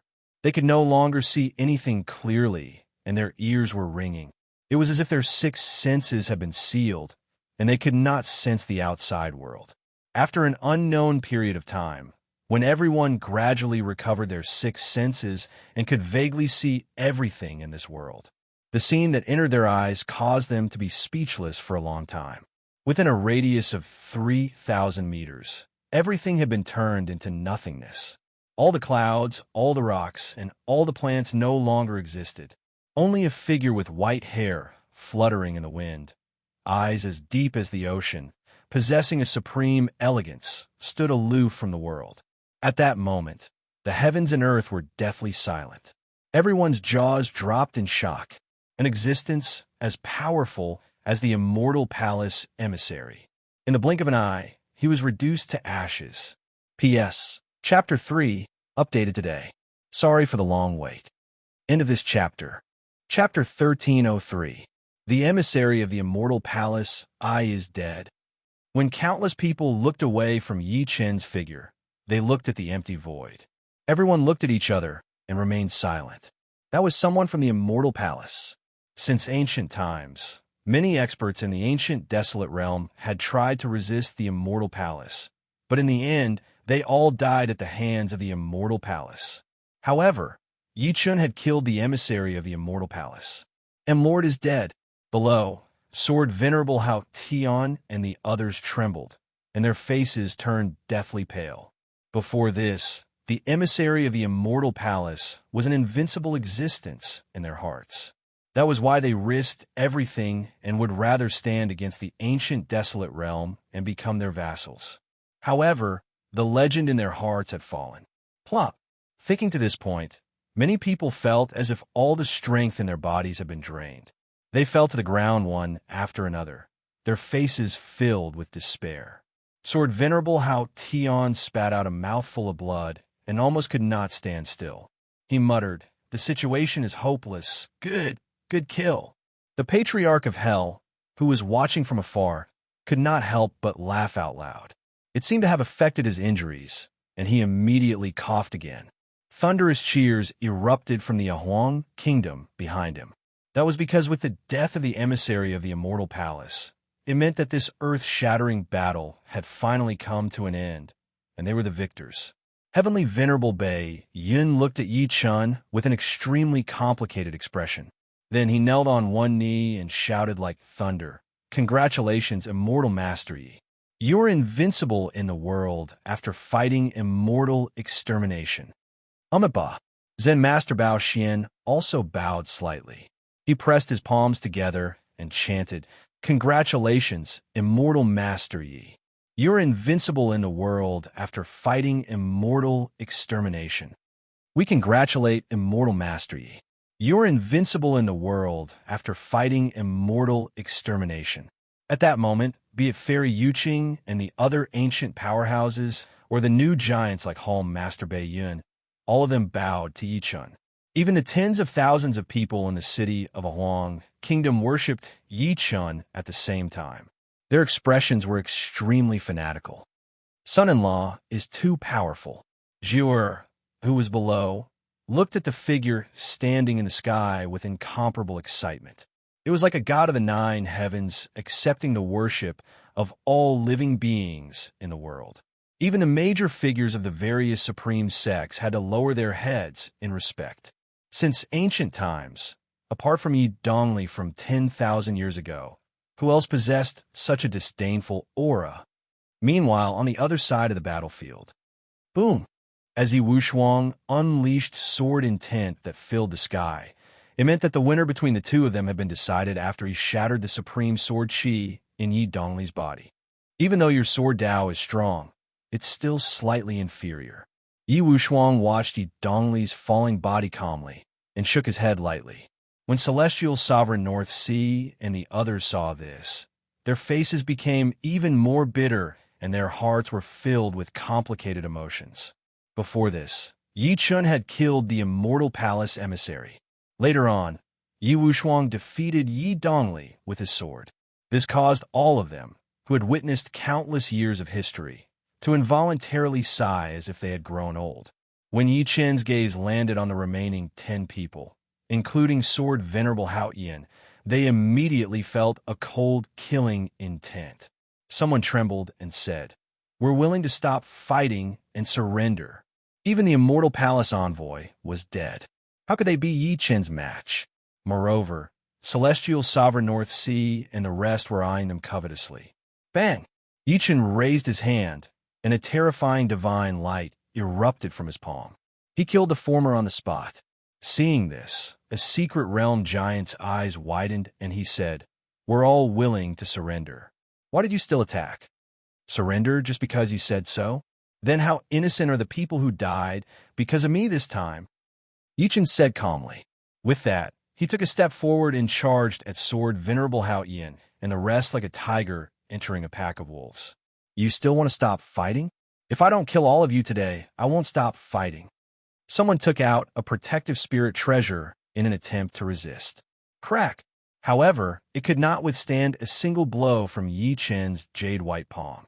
It shattered upon contact, and even the former was killed on the spot. "If you want to die, let's die together." An old monster knew that he would definitely die.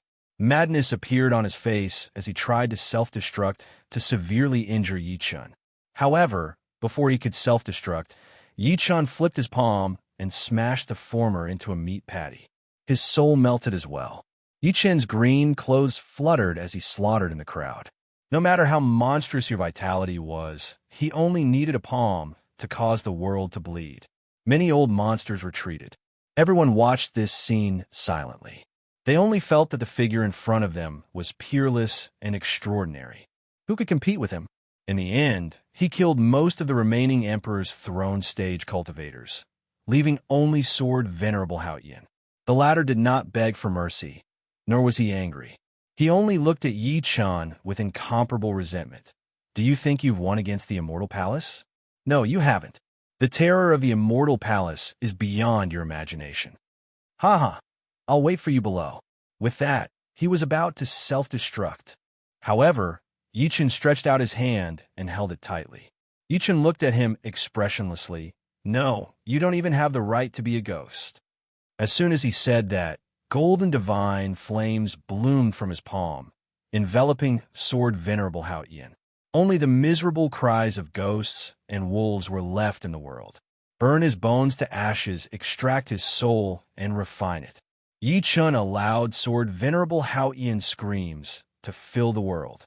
He wanted everyone to know he, Yi Chun, could not be bullied, let alone provoked. After an unknown period of time, when the last bit of Sword Venerable Haoyan's ashes scattered between heaven and earth, Yichen walked to the patriarch of hell slowly. Yichen walked to the patriarch of hell slowly. He extended his arm and placed it on his wrist. He channeled some spiritual power into him to check on his injuries. At that moment, the patriarch of hell's face was extremely pale. It was as if a gust of wind could blow him down, and the true origin energy in his body was like a dry well. "You're severely injured." Yichun sighed softly and looked at him guiltily. The exhaustion of true origin energy is secondary. The main thing is that you seem to have forcefully used some secret technique that damaged your primordial spirit. The primordial spirit was too important to cultivators. If it was damaged, one's cultivation base would fall, and one's soul would be destroyed. Fortunately, I came in time. Yichun could not help but nod as he spoke to this point. "I'll personally refine pills for you later to recover your primordial spirit." Yichun did not have many friends in this world. The patriarch was one of them. The former had risked his life to help him many times. "How could he not be touched?" "It's fine. I believe you have a way." The patriarch of hell endured his injuries and smiled at the capital behind him. "Go see your parents and daughter first. I'm afraid they can't wait any longer." "Mom, Dad." Warmth surged from the depths of Yi Chen's initially serious eyes when he heard that. His emotions were faintly stirred. Chapter 1304. In the imperial palace of a Huang kingdom. In a spacious hall, a slightly skinny middle-aged beauty paced back and forth, occasionally looking out of the hall. Beside her, a middle-aged man sat with a little girl in his arms. The middle-aged man had a stern expression, as if he was serious. "Old Yi, why is there no movement outside?" The middle-aged beauty paced back and forth, her eyes filled with worry. Could it be that little Chun? She could not help but tear up as she spoke. As soon as those words were spoken, the middle-aged man who was sitting still stiffened. He then took a deep breath and said, "You have to believe in little Chun. He'll be fine. Believe. You only know how to believe." The middle-aged beauty immediately turned around and glared at him. She said with a sobbing tone, "Little Chun isn't your son, so you're not worried? Are all you fathers so heartless? Look at what you're saying." The middle-aged man could not help but smile bitterly. "Grandpa, Grandma, stop arguing." Seeing that the situation was not right, the little fellow in the middle-aged man's arms immediately struggled out and persuaded, "Daddy will be fine. Daddy is very powerful." At that moment, heavy footsteps rang out from outside. At the same time, the guards who were in charge of protecting the middle-aged couple and the other two knelt on one knee.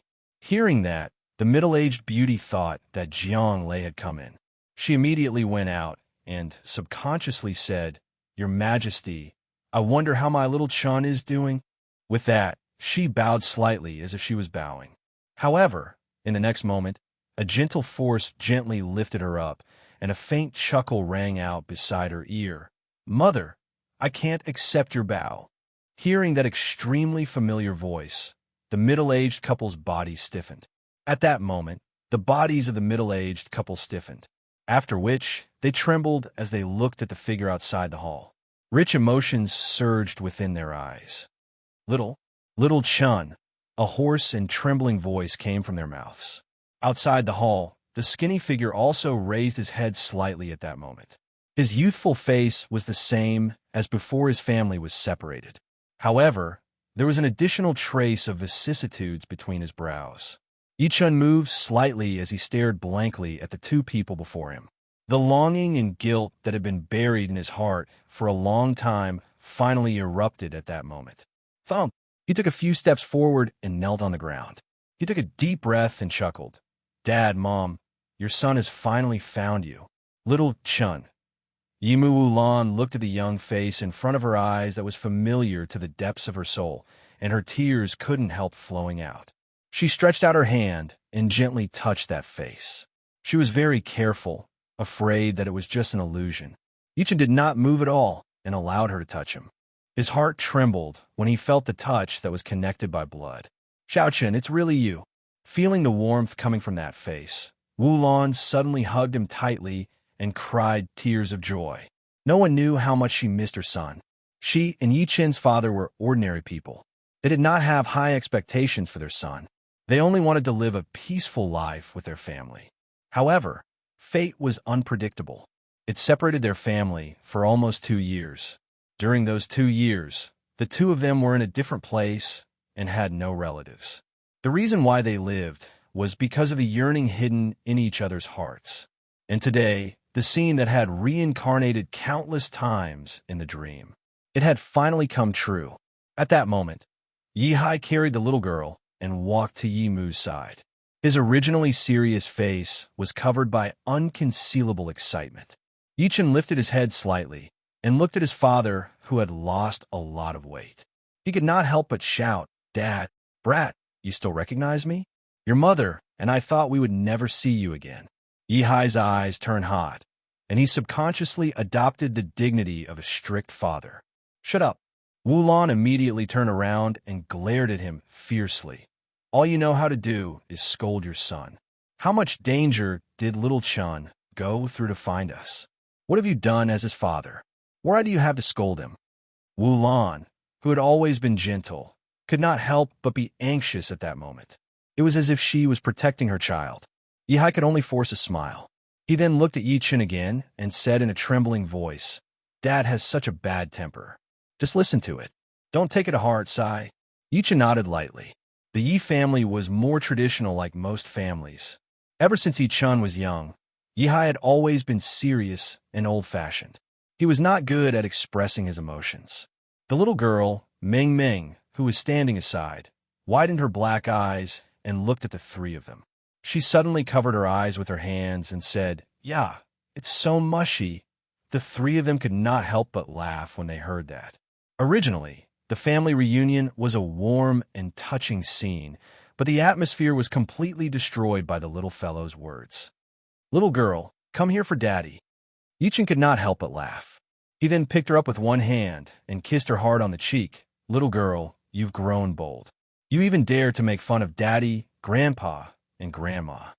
As he spoke, he scratched the little girl's armpit. The little girl giggled happily and struggled. "Grandpa, Grandma, help. Daddy is bullying me." This girl should let the little devil, Xiaoxing, teach her a lesson. Wulon could not help but laugh as she watched from the side. Just as she said that, her eyes dimmed. Yi-Chen stood up when he heard that. He could not help but move his eyes back and forth between the two of them with a dubious expression. Dad, Mom, I heard that you guys gave birth to a younger brother for me." As soon as he said that, the smiles on Wulon and Yi-Hai's faces disappeared. The atmosphere in the room gradually became a little heavy. Yi-Chen released his divine consciousness. He could not help but frown after looking around. "Dad, Mom, where's my brother?" Wu Lei could not help but cover his mouth with his hand, as if he was holding back his tears. Yi-Chen could not help but look at Yi-Hai. Yi-Hai sighed softly when he met his gaze and said, "Your brother was taken away by the Immortal Palace before you went to Jixia Academy to look for us."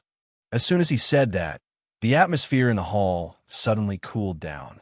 It was as if it had dropped by dozens of degrees. Yi-Chen's eyes shone brightly.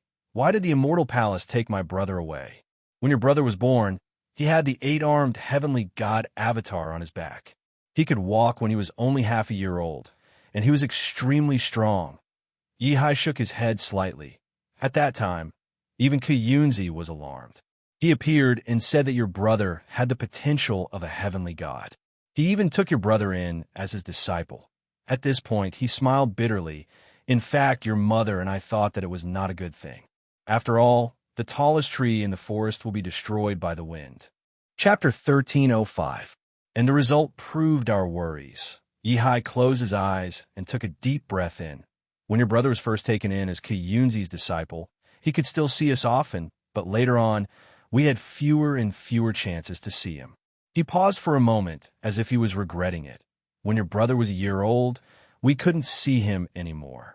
We asked Kuyunzi, and he said that he sent your brother to a place that taught immortal methods to learn immortal methods. He told us not to worry. Wulon wiped her tears and said, "If we had known that this would happen, your father and I wouldn't have agreed to Kuyunzi taking him as a disciple. We wouldn't have let your brother leave our side, even if we had to risk our lives." Yi Chen's eyes flickered. Before this, Kuyunzi told me that my brother doesn't have a heart. Is that true? He didn't lie to you. Yihai nodded and said, I don't know if it's because your mother and I rode on the ghost ship that your brother was congenitally deficient. At this point, he shook his head and said, later on, Kuyunzi changed your brother's heart, and your brother was fine. Would Kuyunzi be so kind as to change his brother's heart? Yichun seemed to be smiling mockingly. He even dared to ask me to hand over my heart. What else wouldn't he dare to do? He suddenly felt a little regretful. If he had known this would happen, he would not have killed Kuyunzi. He should have suppressed him and slowly asked about his brother, the Immortal Palace, and Su Yuhan. At that moment, Wulon looked at Yichun with red eyes all of a sudden. Xiaoqin, you must save your brother. Your brother resembles you a lot. Although you've never met him, we've always told him about you. Your brother is secondary. Yihai sighed faintly. It's mainly because of Yuhan. She seems to be in the hands of the Immortal Palace, and she's pregnant. As a man, you can't watch them suffer. Yi, what are you talking about? Wulon glared at him angrily. What do you mean Xiaoxing is secondary? Isn't Xiaoxing your son? That's not what I meant. Yihai frowned. I'm saying that our Yi family owes Yuhan too much. Even if we have to save her, we have to save Yuhan and her son first. Don't forget how much pressure Yuhan was under when Xiaoqin disappeared back then. Wulon had no choice but to turn her head away, feeling dejected. Damn. Yichun took a deep breath in and chuckled softly.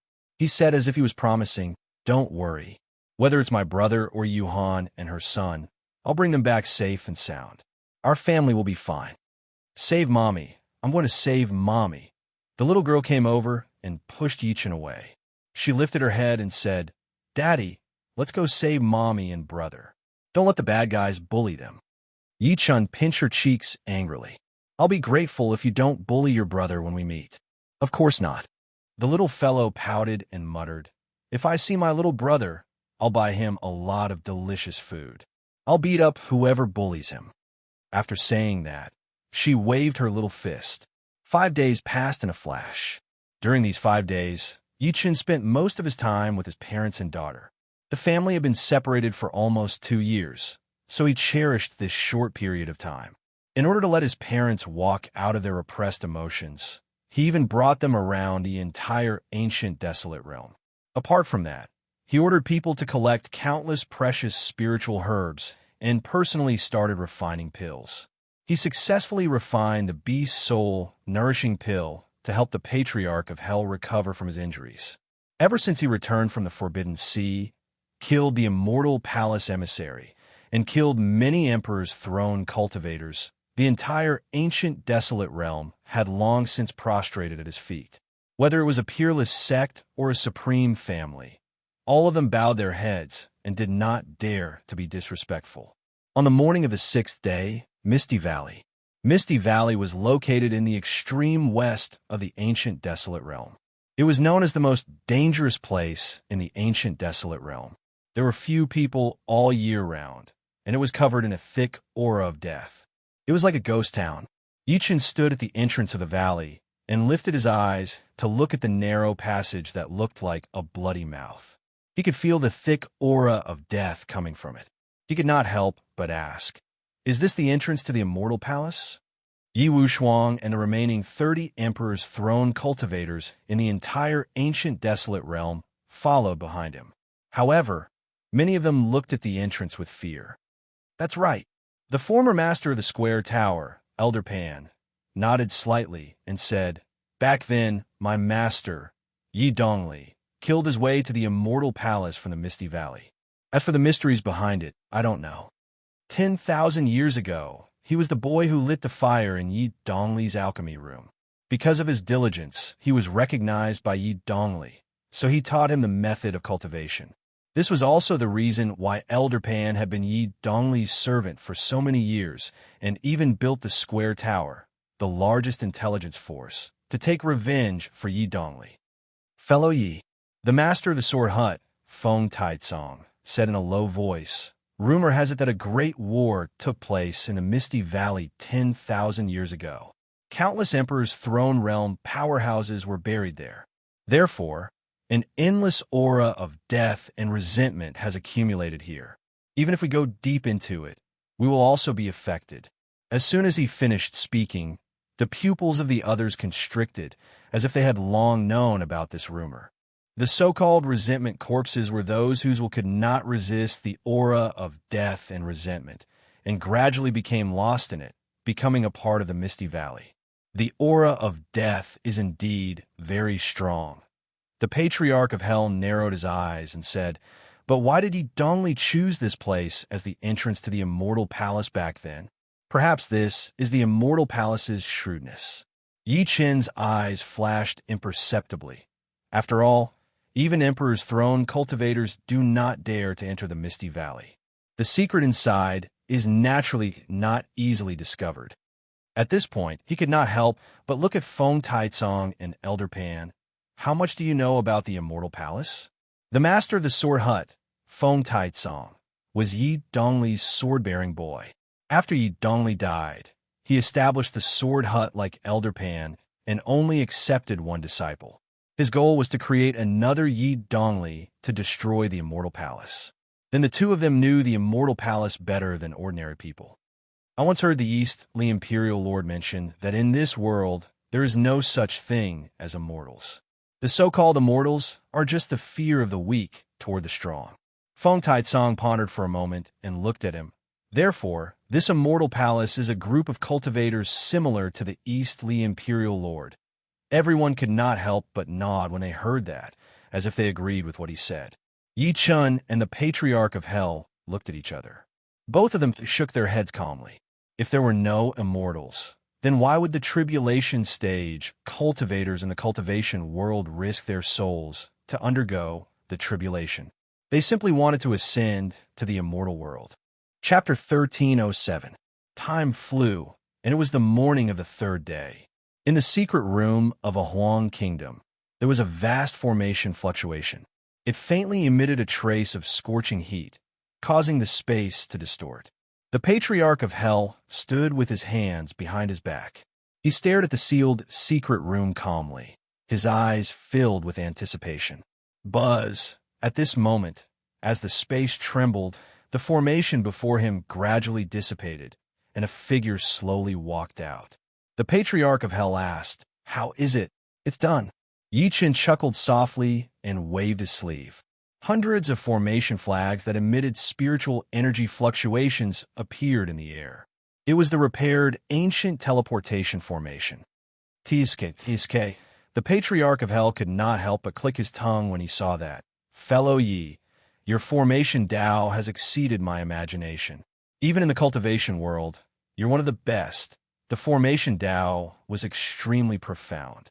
It paid attention to mutual promotion and restraint. Countless people could not take a step forward in their entire lives. However, Yi Chun had repaired the ancient teleportation formation that gave him a headache in just 3 days. How could he not be surprised? "Patriarch," Yi Chun suddenly stopped smiling and said to the former, "You don't have to come with me this time."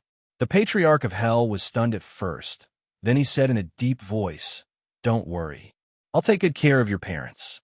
Initially, he planned to visit the so-called Immortal Palace hand in hand with Yi Chun. However, he soon realized Yi Chin's good intentions. "Please." Yi Chun clasped his fists at him. He did not plan to bring his parents along to the Immortal Palace this time. After all, his parents were old, and it was not suitable for them to suffer the bumpy journey with him. The Patriarch of Hell said solemnly, "When are you leaving?" "I'll leave after bidding farewell to my parents." Yi Chun chuckled softly and took a step forward. He headed to the room where his parents were resting. In a spacious and simple room, Wulan and Yi Hai were already sitting upright while carrying Meng Meng.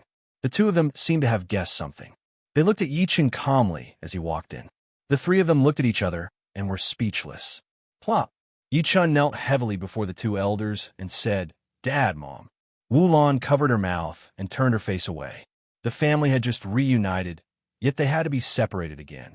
If it was anyone else, they wouldn't be able to endure the pain of parting. Yi Hai looked at Yi Chun quietly.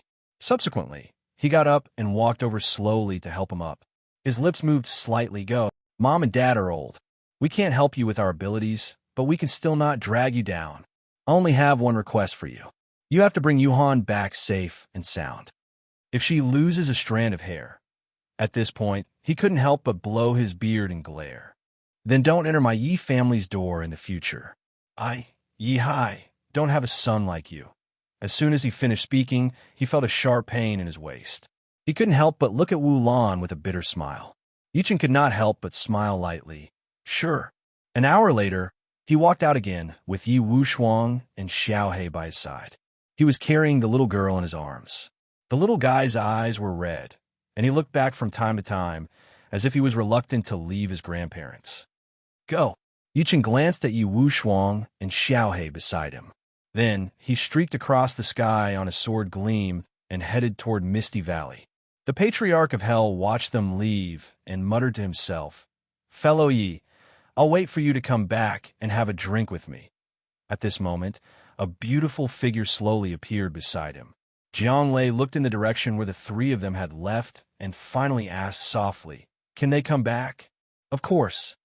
The Patriarch of Hell said indifferently, "How can a mere immortal palace stump fellow Yi?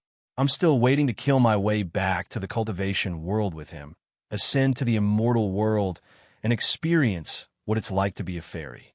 Jiang Lei did not say anything and muttered to herself, "Mr. Yi, you're the second person after Yi Dongli. I thank you on behalf of the ancient desolate realm." At the same time, the moment Yi Chun left, countless auras in the ancient desolate realm sensed him. In the North Sea Dragon's subduing hall, Shi Qianhan was dressed in black, and his long hair fluttered in the wind. He stood at the peak of the mountain and looked into the sky, his eyes filled with emotion. Behind him were the North Sea Hall Master, Heavenly Venerable North Sea, and the rest. At that moment, these people looked at the sky with complicated expressions, as if they were sending someone off. "Brother Yi, I hope you'll return soon," Shi Qianhan muttered to himself. The scenes of him and Yi Chun meeting surfaced in his mind uncontrollably. From the sea of Earth's Han Nation to the ghost ship trip and their reunion in the ancient desolate realm. Yi Chun was ahead of him in all of that. What he had done was something that he looked up to and even wanted to pursue. In the light palace in the far north, Jiao, who was wearing a 5-color divine robe, stared blankly at the sky. Her beautiful eyes were already wet with tears. "Young master, have a safe journey." "Jiao is useless. I can't help you." The Patriarch of Light hid in the distance and drank alone. When he was half drunk, he said in a muffled voice, "I'm old. We're all old. We welcome immortal Master Ye's return." In the entire ancient desolate realm, many peerless sects and supreme secret realms bowed to the sky at the same time. They knew very well what Yi Chen's trip represented. In the countless years of the ancient desolate realm, countless pioneers had fallen along the way. Their corpses had long become a part of the river of time. Even Yi Dongli from 10,000 years ago had collapsed due to the Tao. Ancient desolate realm, Misty Valley. 3 figures shot in like a mountain peak. Xiao He looked at the ancient stone platform in the valley and said, "Master, is this the ancient teleportation formation?" "That's right." Yi Chen nodded lightly and handed his daughter to Yi Wushuang. He took a few steps forward and formed hand seals with both hands. He shouted softly, "Formation, return to 1." Hundreds of formation flags shot out from his storage ring, emitting colorful light as they landed on the stone platform in an orderly manner. Subsequently, a white crystal the size of an egg appeared in the air. It was the supreme grade spirit stone that Yi Chun had obtained earlier. With a thought, he immediately controlled the supreme grade spirit stone and placed it into the groove at the center of the ancient teleportation formation. Buzz! As the air trembled, the ancient teleportation formation that had been sealed for a long time was finally activated. The surging power of the formation immediately spread out. "It's done." Xiao He was pleasantly surprised. However, Yi Chun turned around and looked out of the valley one last time. Then, he took a deep breath in and took his daughter from Yi Wushuang's arms. He turned around and walked into the ancient teleportation formation. Yi Wushuang and Xiao He followed after him. Buzz, buzz, buzz. As the intense teleportation power enveloped the three of them, they immediately felt like the world was spinning. Then, as a white light flashed, the three of them disappeared. Only a mumbling voice lingered on the spot. Yuhan, I brought my daughter to look for you. Chapter 1308. The Kangwu mountain range spanned 2,000 kilometers. There were countless dangerous peaks, and venomous snakes and ferocious beasts often appeared. Moreover, the mountains were shrouded in fog all year round, making it impossible to see one's own fingers. Even the most experienced hunters at the foot of the mountain didn't dare to go deep. At the heart of the mountain range, there were several huge mountains that were 2,000 meters tall, surrounding it, forming a huge canyon. The canyon was filled with fog and abundant spirit chi. It was said that immortals lived there, so there were once poor people at the foot of the mountain who risked their lives to go deep in an attempt to find the legendary fate of immortals. However, when they went several hundred meters into the fog, they couldn't see anything clearly.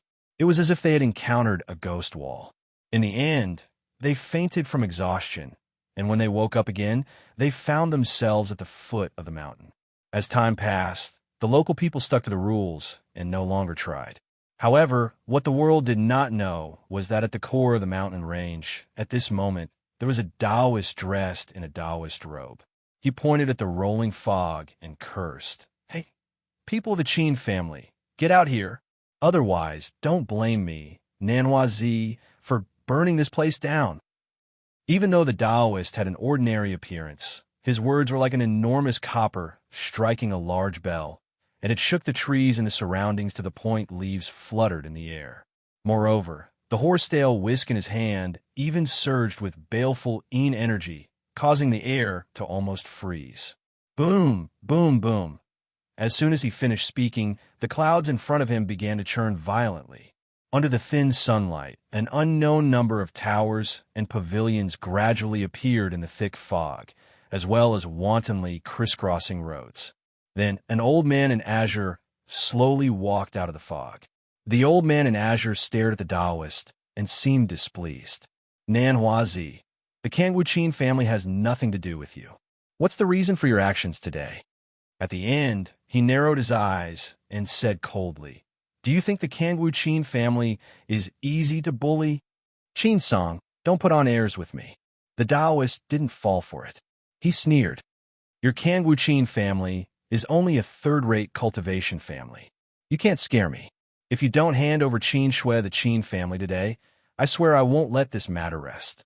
The moment these words came out, the green-robed old man's eyes flashed imperceptibly. Nanhua was a wandering cultivator in Chaoga City. He was a sinister person who committed all sorts of crimes. Many cultivation families hated him, but they couldn't do anything to him.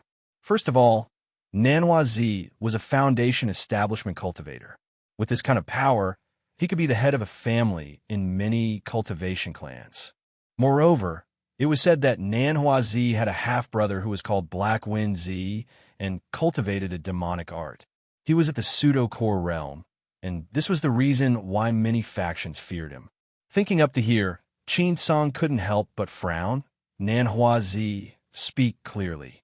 How did Shui offend you? You still dare to pretend to be ignorant? Nanhua snorted coldly and said through gritted teeth, Your Qin Shui injured my disciple in Chaoga City and destroyed his dantian. If you don't give me an explanation today, I swear I won't let this matter rest. There's such a thing? Hearing this, Qin Song was shocked. His eyes flashed a few times, and he said, Fellow Taoist Nanhua, this old man doesn't know about this. Please give me some time, and this old man will definitely investigate this matter. Nanhua said, I'll give you the time it takes for an incense stick to burn. Boom, boom, boom. As the air trembled, the thick fog appeared again, and Qin Song's figure gradually disappeared. Everything returned to normal. Seeing this, Nanhua sneered. Just a third-rate family, yet you still act so secretively. Do you really think this old man is interested in your family property? Between the mountains, Kangwu Qin family.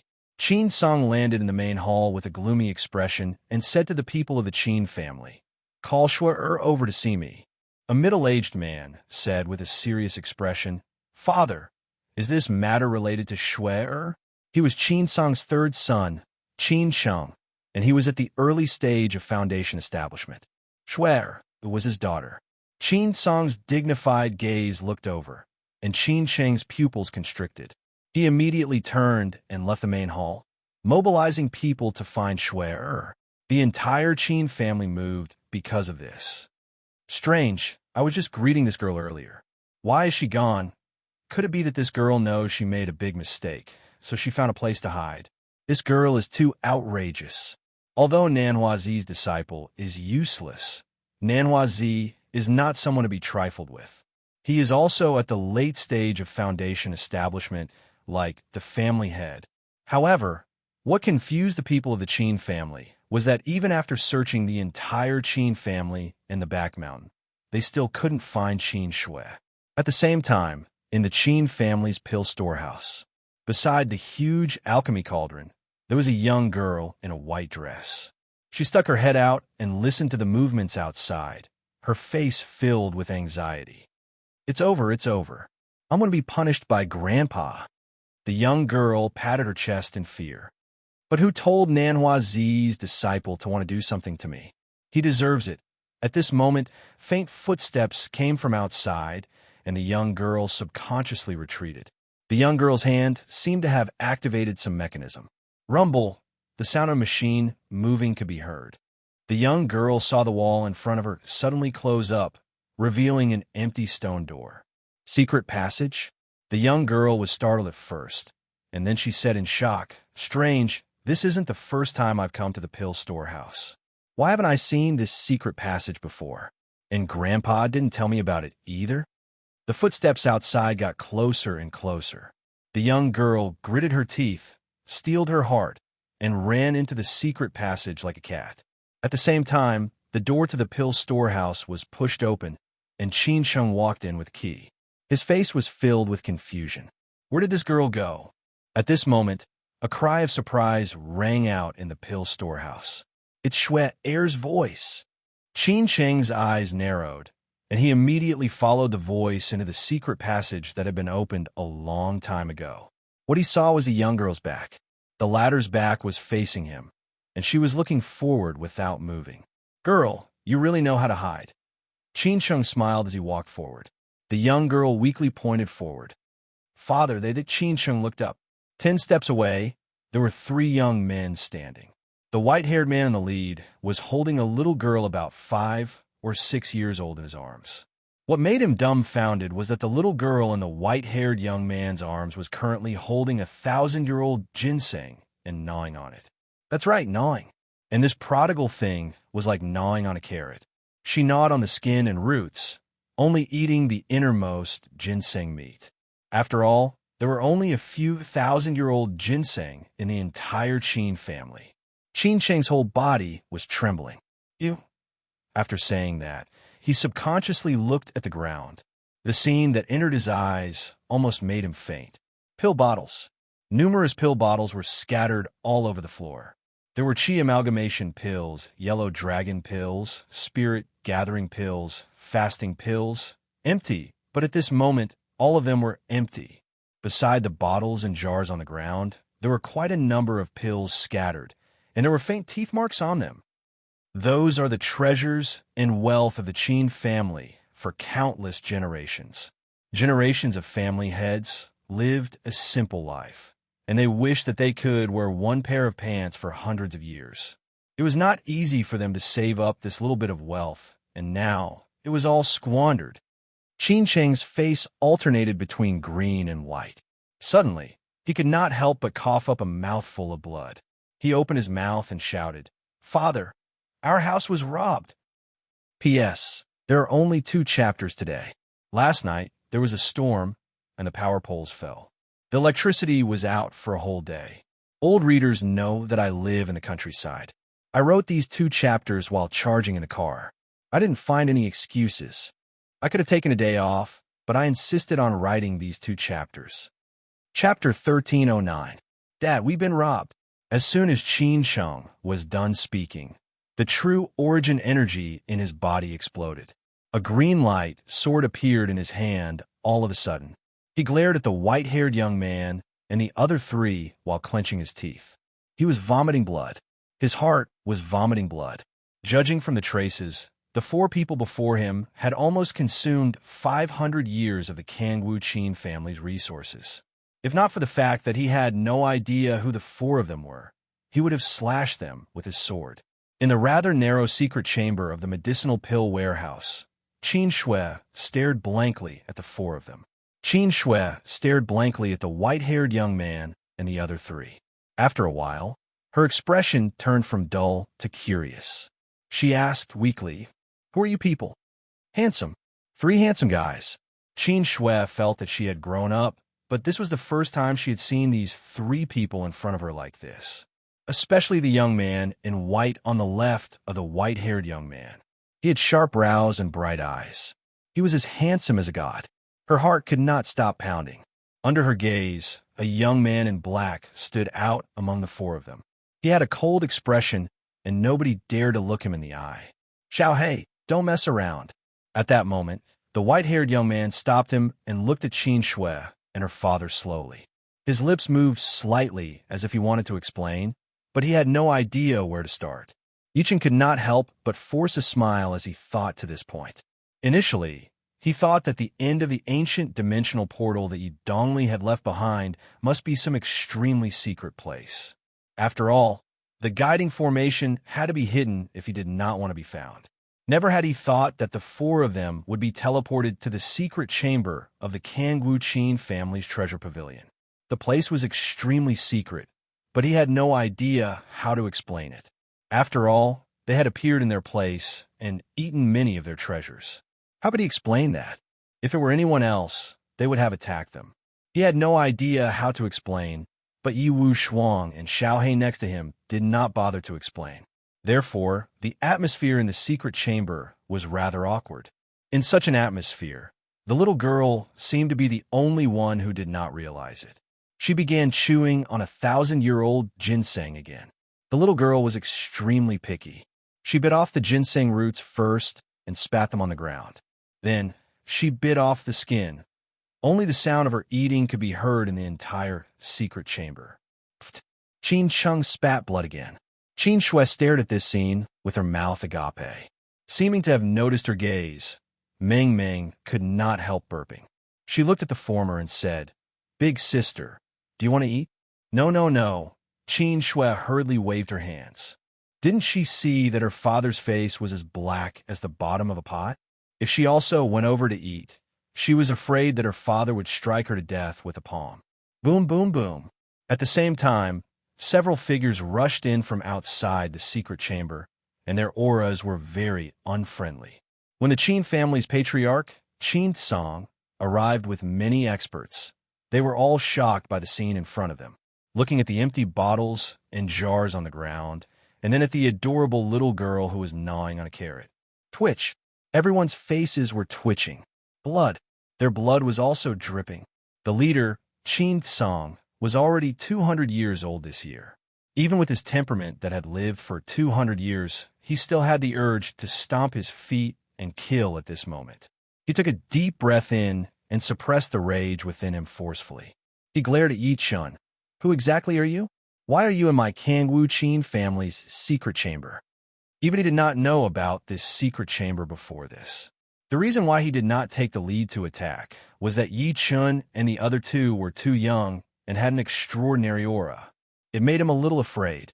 Even though the three of them did not reveal their auras to Qin Song, they were most likely disciples of some immortal cultivation sect.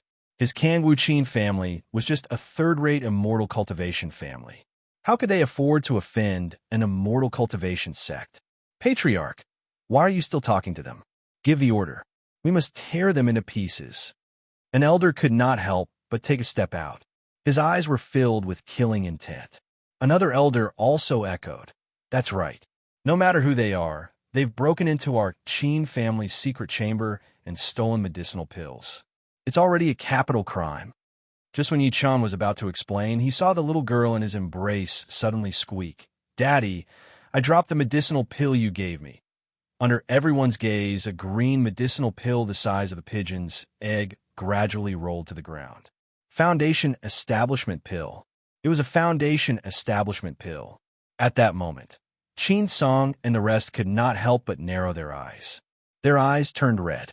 The so-called Foundation Establishment Pill was a must for spirit assembly cultivators to break through to foundation building. Only with the help of the Foundation Establishment Pill could one greatly increase the success rate. One must know that the Foundation Establishment Pill was extremely precious. Putting aside the fact that the Kangwu Qin family did not have it, even the entire Chaoga city had it. However, the girl in the white-haired young man's embrace actually had something as precious as the Foundation Establishment Pill. Just when everyone was in a daze, the white-haired young man shook his head and smiled. A yellow medicinal pill appeared in his hand. It's fine if you dropped it. It's dirty. You don't need it. Daddy will give you something else. As soon as these words came out, Qin Song's expression suddenly became blank. You don't want it because it's dirty? B** starred. That's a Foundation Establishment Pill. Do you know how many people fight for it? It's a squandering toy, a squandering toy. The corner of everyone's lips twitched. As soon as the yellow medicinal pill appeared in Yi Chen's hand, the entire secret room was filled with an alluring pill fragrance. Under the rich pill fragrance, Qin Song and the rest's breathing hastened because they felt that the true origin energy in their bodies was improving with just a sniff. It's a true origin pill, a foundation-building elder said excitedly. Judging by its quality, I'm afraid it's a supreme-grade true origin pill. True origin pill. That was for foundation establishment cultivators to take and use to increase their cultivation level. A foundation establishment cultivator taking one was equivalent to sitting in meditation for a month. There were not many true origin pills in the entire Kangwu Qin family, and only the master could use them. Moreover, the young man was holding a supreme-grade true origin pill. It was even more precious than the Foundation Establishment Pill earlier. Under everyone's green eyes, the little girl despised the true origin pill in Yi Chen's hand. Daddy, I don't want to eat this. It's not delicious. I'm sick of it. Sick of it? Qin Song and the rest almost shed tears of poverty when they heard that. The little girl added, I want the golden one. The one that makes me feel warm and sleepy after eating it. Yi Chen shook his head lightly. A golden medicinal pill appeared in his hand at that moment. There was pill chi faintly lingering on it. The moment he took out the golden medicinal pill, Qin Song's eyes narrowed as if he had seen a ghost. He cried out involuntarily, Dust Fall Pill. This is the Dust Fall Pill. His entire body was trembling. The rest of the elders seemed to have recalled something when they heard that. Their eyes were green when they looked at the medicinal pill again. Chapter 1310. The so-called Dust Fall Pill. It was taken by foundation-building cultivators to break through to golden core. With the pill, the success rate of forming a core would be greatly increased. One must know that the path of cultivation was a fight against fate. Every breakthrough would increase one's lifespan by at least 100 years. The foundation-building pill was extremely precious. Moreover, it was the Dust Fall Pill. The Qin family's master, Qin Song, felt like crying at that moment. How many years had it been? The Qin family had been established for thousands of years. Apart from the first master, who was a beginner-stage golden core cultivator, there had never been a golden core cultivator in the Qin family throughout the thousands of years. The past masters of the Qin family had been stuck at the door of golden core. Eventually, they could only watch their lives come to an end as they passed away. The reason was that there was no Dust Fall Pill. However, such a precious item was eaten by the little girl in front of him like candy. What a reckless waste of God's gifts. Qin Song and the rest were close to killing and snatching the treasure. Just when Ming Ming took the Dust Fall Pill from Yi Chen's hand and was going to swallow it in front of everyone, Qin Song and the rest shouted immediately, Wait! Ming Ming stopped and looked at them in confusion with her black eyes wide open. Qin Song's face was flushing as he mumbled, This medicinal pill can't be eaten like that. That's right. This medicinal pill can't be eaten like that. Otherwise, it'll be such a waste. The rest of the elders also chimed in with their suggestions, as if the pill was their own. Grandpa's, Daddy gave it to me. Why can't I eat it like that? The little girl was still confused. She mumbled, if you guys want to eat it, get your daddy to give it to you too. She swallowed the dustfall pill as soon as she was done speaking. She chewed it quickly and smiled while squinting when she swallowed it. It's delicious. It's warm, no. That's the dustfall pill. Oh my God. Chin Song and the rest wanted to stop her, but they realized that it was too late. They could only stomp their feet. Some of the elders even beat their chests and stomped their feet while bawling. Chin Cheng watched that scene dumbfoundedly.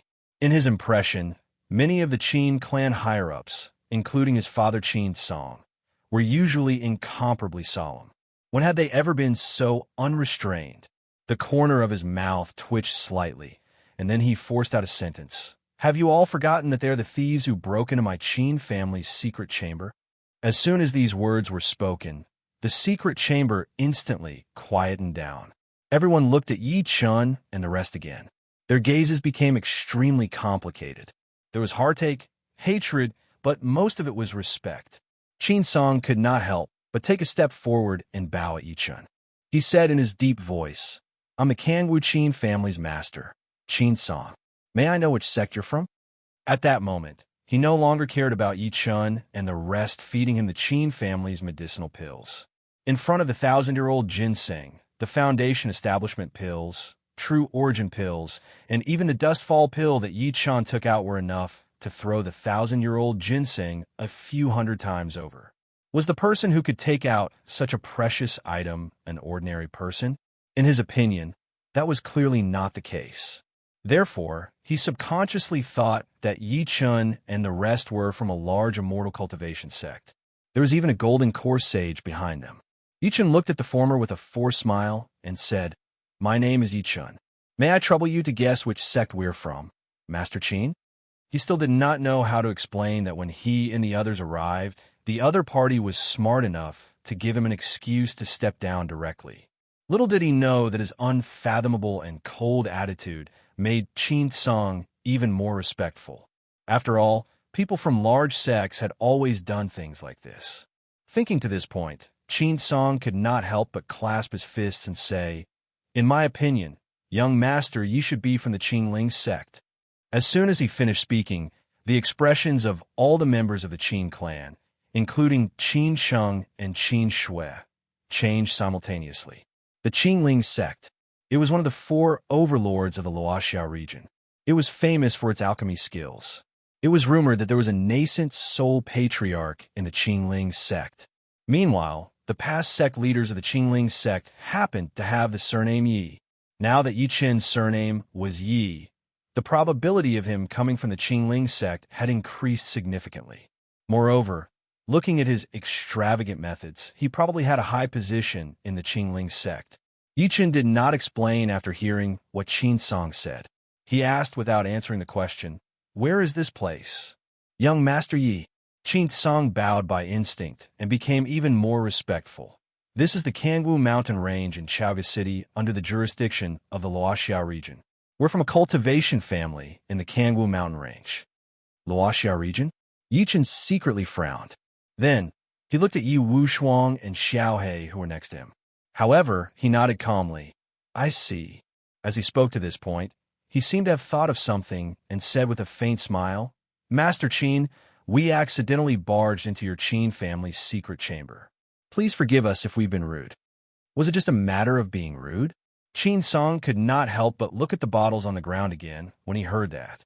The corner of his lips twitched slightly, but he forced a smile and said, Young Master Yi, you're being too serious. It's our family's fortune that you're here. That was the tragedy of being a third-rate family.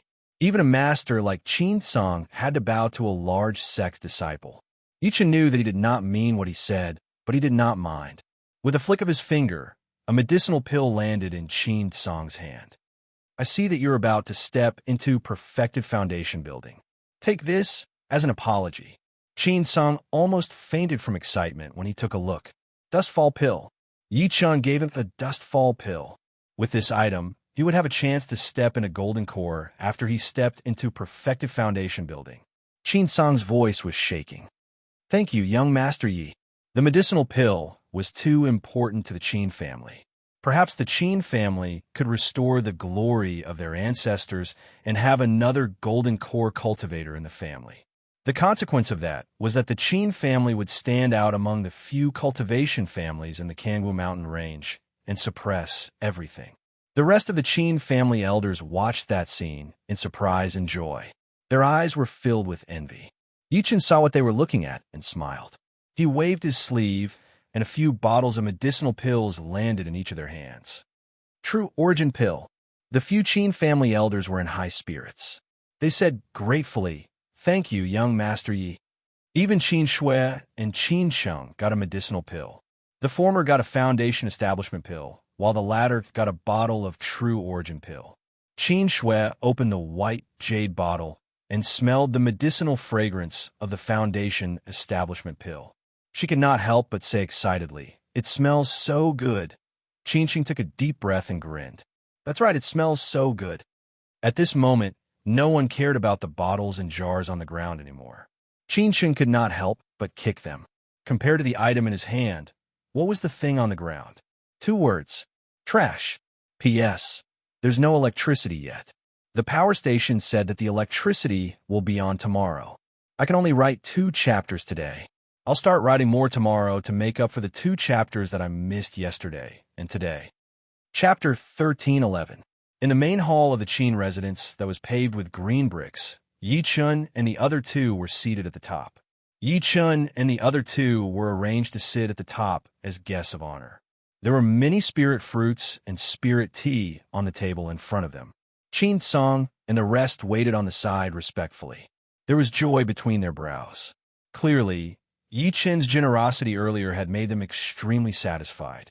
Yi Chun and the other 2 were not interested in that. On the contrary, the little girl in his embrace would pick one up and nibble on it from time to time before putting it back again. She mumbled softly, "It's so sour and disgusting." Although her voice was not loud, Qin Song and the rest heard it clearly. Their faces froze, and they felt extremely awkward. God took pity on them. To entertain Yi Chun and the rest, they had taken out their best collection. Never had they thought that the little girl would despise them. However, they felt much better when they thought about how the little girl ate the foundation-building pills and dustfall pills like candy. Yi Chun observed the setup around calmly. His divine consciousness covered a radius of 1 mile. He could not help but secretly shake his head. Indeed, the Qin family was not big. Although there had been a golden core cultivator among their ancestors, it had long fallen after so many years. He looked at Qin Song and the rest. Just when he was planning to learn more about this place, he saw a Qin family disciple walk in quickly. He said to Qin Song as if he was excited, "Master, Chaovi City's market has reopened." "So soon?" Qin Song and the rest were elated to hear that. Qin Shui, who was standing aside, exclaimed, "Didn't they say that the market would be closed for half a month?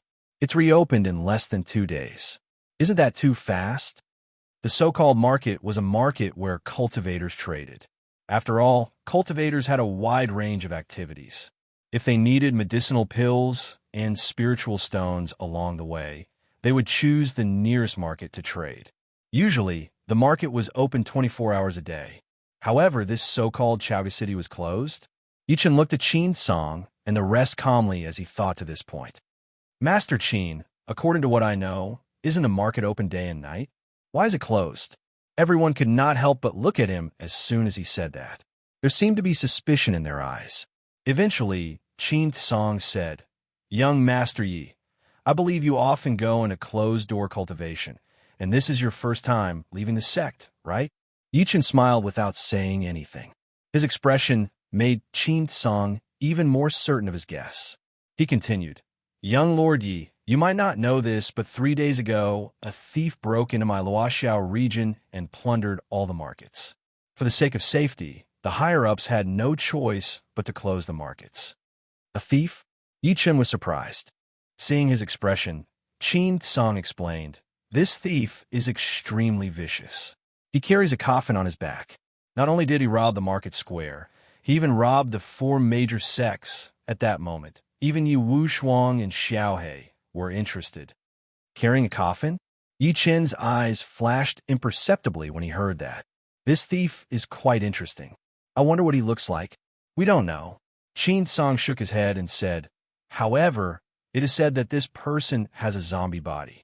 Even the grand elders of the four major sects couldn't stop him. Zombie body? Could it be a victory? Yi Chen could not help but think to himself.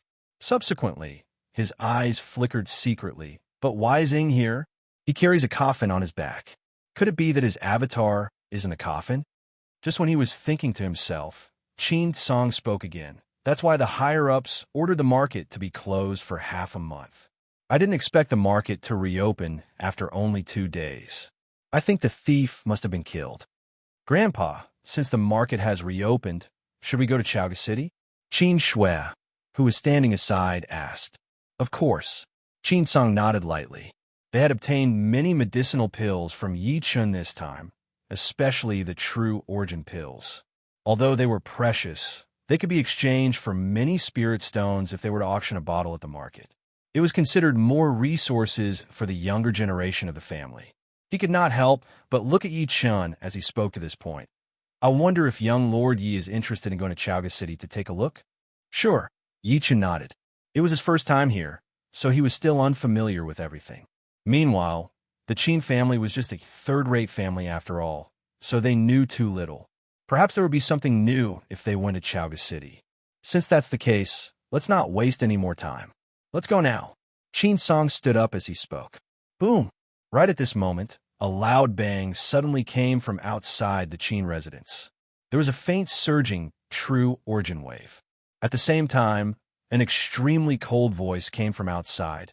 Hey, old Qin Song, you didn't keep your promise. You made me wait for so long. Qin Song's expression changed immediately. He frowned and said, It's Nanhua Zi. I was so focused on entertaining young Lord Yi that I forgot about this person. As soon as he said that, the expressions of many members of the Qin family changed, especially Qin Shui. She looked at Qin Song pitifully. Qin Song's expression changed a few times. Eventually, he turned his head and said to Yi Chen, Young Lord Yi, please wait for me. I'll go settle some personal grudges. With that, his body flashed, and he immediately turned into a long rainbow that shot out.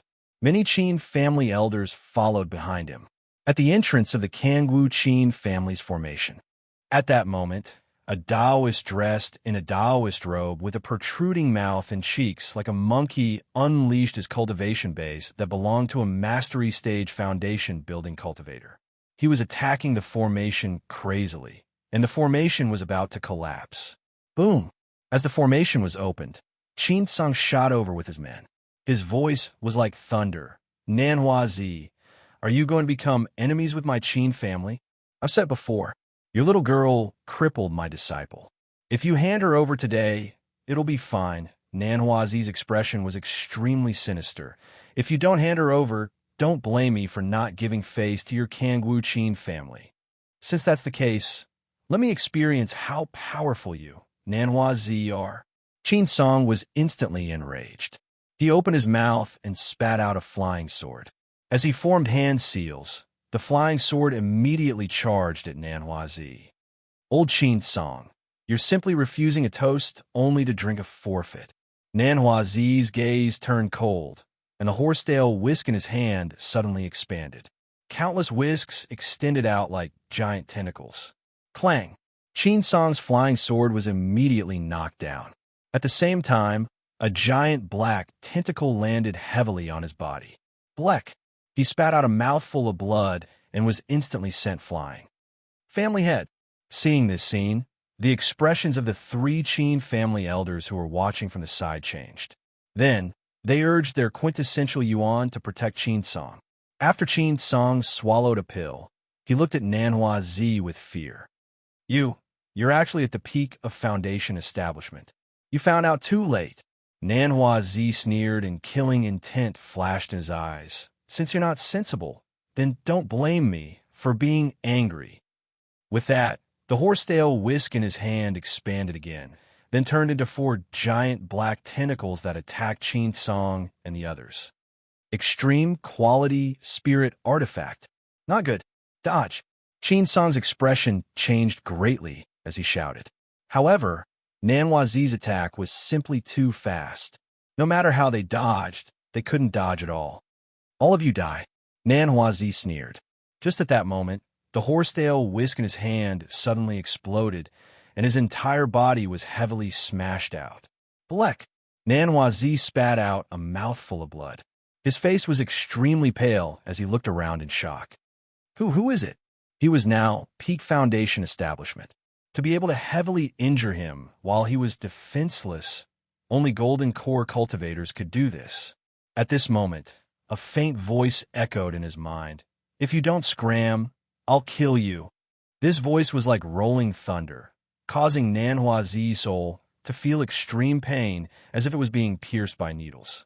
Senior, Junior will leave now. Leave now. The shock in Nanhuazi's heart reached an extreme point. He stood up and took a deep breath before turning into a rainbow and flying into the distance. His mouth trembled. Damn it, this Qin family actually has a Golden Core cultivator. End of this chapter. Chapter 13:12. Thank you, young Master Yi, for saving our lives. Qin Song, who had returned to the main hall, bowed to Yi Chun heavily. He looked extremely grateful. He knew very well that if not for Yi Chun and the rest, they would have been beheaded by now. Yi Chun said calmly, I injured this person's foundation. Even if he doesn't die, his cultivation base will fall. He won't be a threat to your Qin family in the future. Hearing that, Qin Song was not surprised at all. Instead, he forced a smile. Young Master Yi, you might not know this, but this person has an elder brother who's a pseudo-core cultivator. Now that Nanhuazi is injured, this person will definitely not sit back and watch. Don't worry. Yi Chun smiled lightly. If I meet this person, I might as well kill him for Master Qin. Let's head to Chaoga City. A mere pseudo-core cultivator was nothing to him. What he had to figure out now was where they were and where the Immortal Palace was. The last bit of worry in Qin Song's heart disappeared completely. He then nodded and arranged everything to set off with Yi Chun. Chaoga City was located in the Luoxiao region. It was the first of the three great cities because Chaoga City was located in the Cloud Dream Mountain, a top-notch spiritual mountain in the Luoxiao region. The Cloud Dream Mountain spanned tens of thousands of kilometers. There were all sorts of rare spiritual herbs and extremely dense spiritual energy.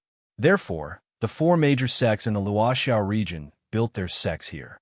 In the mountains, there were several figures standing on a few huge wildebeests that were full of muscles. Qin Song, who was on the leading black wildebeest, pointed at the end of the valley and said, Young Master Yi, we'll arrive at Chaoga City in 20 kilometers. The spiritual energy is not bad.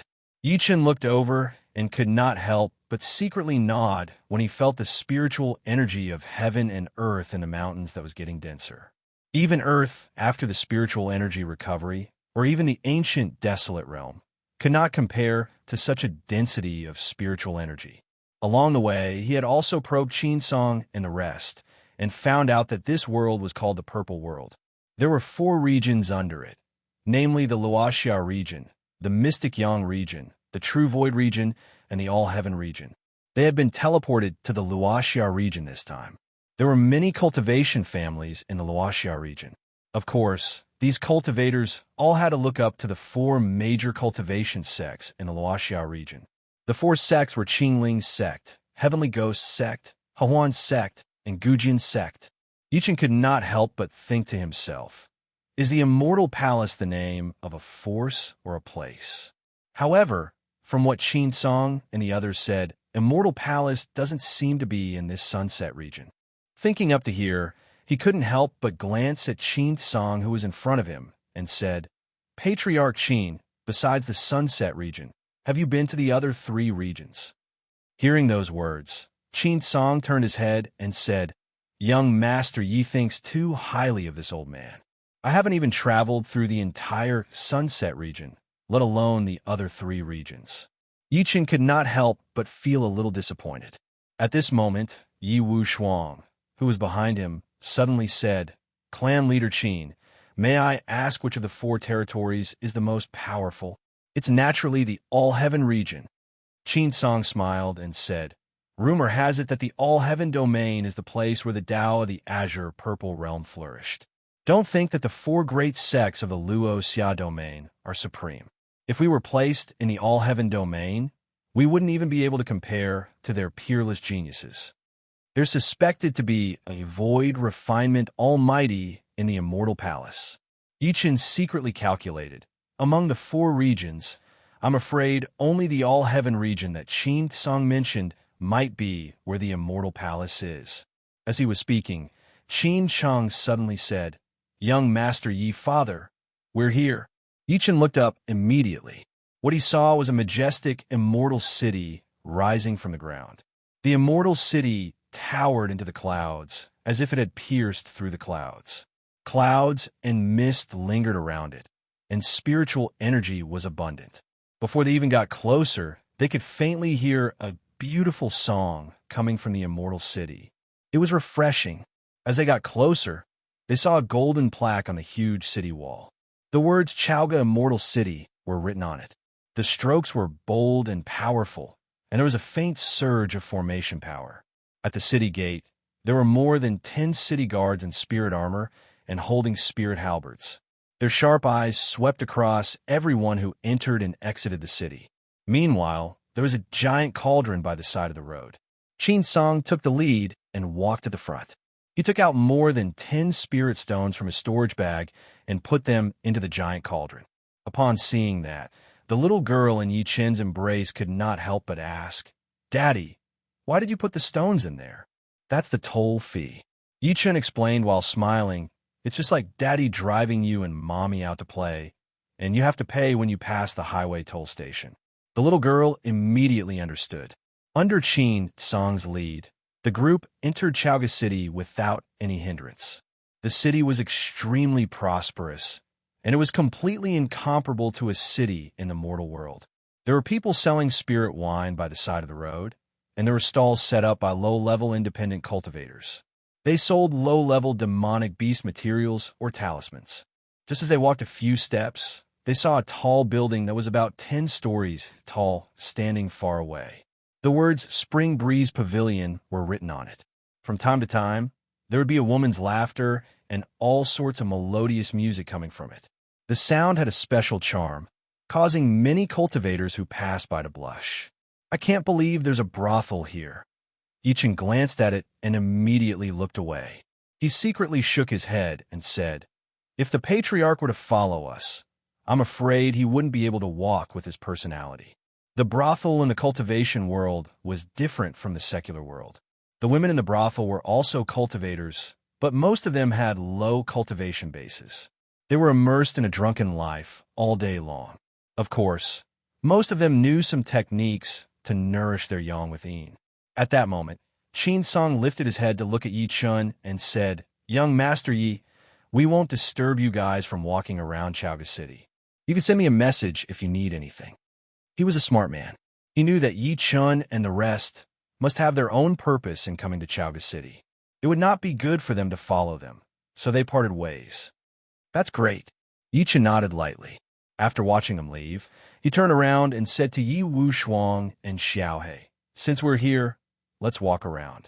He paused as he spoke to this point. Wushuang, Xiaohe, let's split up and ask each other about the immortal palace. We'll meet here in 2 hours. Sure. Yi Wushuang and Xiaohe nodded at the same time and walked in 2 different directions. After the 2 of them left, Yi Chun carried the little girl and wandered around Chaoga City alone. At the same time, a short young man suddenly walked out from both sides of the street. The young man looked at Yi Chun and seemed to be hesitating. Then, he clenched his teeth and followed from afar. How could such a small action hide from Yi Chen's divine consciousness? Yi Chen could not help but stop and turn his head to look at him. What's the matter? Into this chapter. Chapter 13:13. He saw that Yi Chen had noticed him first. The short young man was shocked at first. Then, he walked up to him with a smile on his face.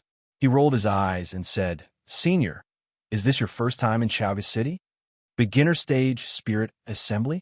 Yi Chun was secretly surprised after sensing the other party's cultivation base. How did you tell? Of course it's my eyes. The short young man smiled and said, "My name is Wang Wu. I grew up in Chaoga City. I've seen at least 800 people every day, if not 1,000. However, I've never seen you before, senior." Yichen came to a realization after hearing that. At that moment, Wang Wu hesitated for a moment. He suddenly rubbed his hands and said with a charming smile, "Senior, may I know what you want to buy in Chaoga City? Or are you selling something? I'm willing to lead the way for you. You only need to give me 10 low-grade spirit stones." "Sure." Yichen thought it was funny looking at his anxious and begging expression. He agreed to it without thinking. The reason why he did that was because he saw the shadow of his youngest disciple in the immortal world in this person. That child had no parents since he was young. He had once struggled to survive in the immortal cultivation city and was bullied. Yichen had only accepted him as his last disciple when he accidentally discovered his malleability. This child did not let him down. In just 5,000 years, he had advanced from a mortal to an immortal lord. However, perhaps it was related to what he had experienced since he was young that caused this child to be a little cold and only listen to Yichen. This child, Yichen sighed as he thought to this point, when that traitorous disciple betrayed me, this child was suppressing the astral world with 100,000 immortal soldiers. I only hope that he'll be able to survive. Wang Wu said excitedly when he saw that Yichen had agreed to it. "Senior, may I know if you want to buy or sell something? Do you want magic treasures, refining materials, or divinity spells?" Yichen said, "I need a map." Wang Wu nodded and led Yichen around the city excitedly. They headed straight to the market in the west of the city. From time to time, he would tell Yichen about some of the rules and secrets of Chaoga City. After the time it took to burn a stick of incense, Wang Wu finally brought Yichen to a street that was as luxurious as a palace. Wang Wu stretched out his hand and pointed. "Senior, the innermost room is called Treasure Gathering Pavilion. It has the most complete collection of things, so the map you want should definitely be there." Yichen looked up and saw the words Jubao Pavilion hanging on the door of the innermost shop. The most striking thing about it was that these 3 words were over 3 meters long and were actually made of spirit stones. It was a clear indication of his wealth and luxury. Yichen nodded to himself and walked toward the Jubao Pavilion while carrying his daughter. Just as Wang Wu, who was behind him, was about to open his mouth, 20 low-grade spirit stones suddenly appeared in his hand. 20 yuan.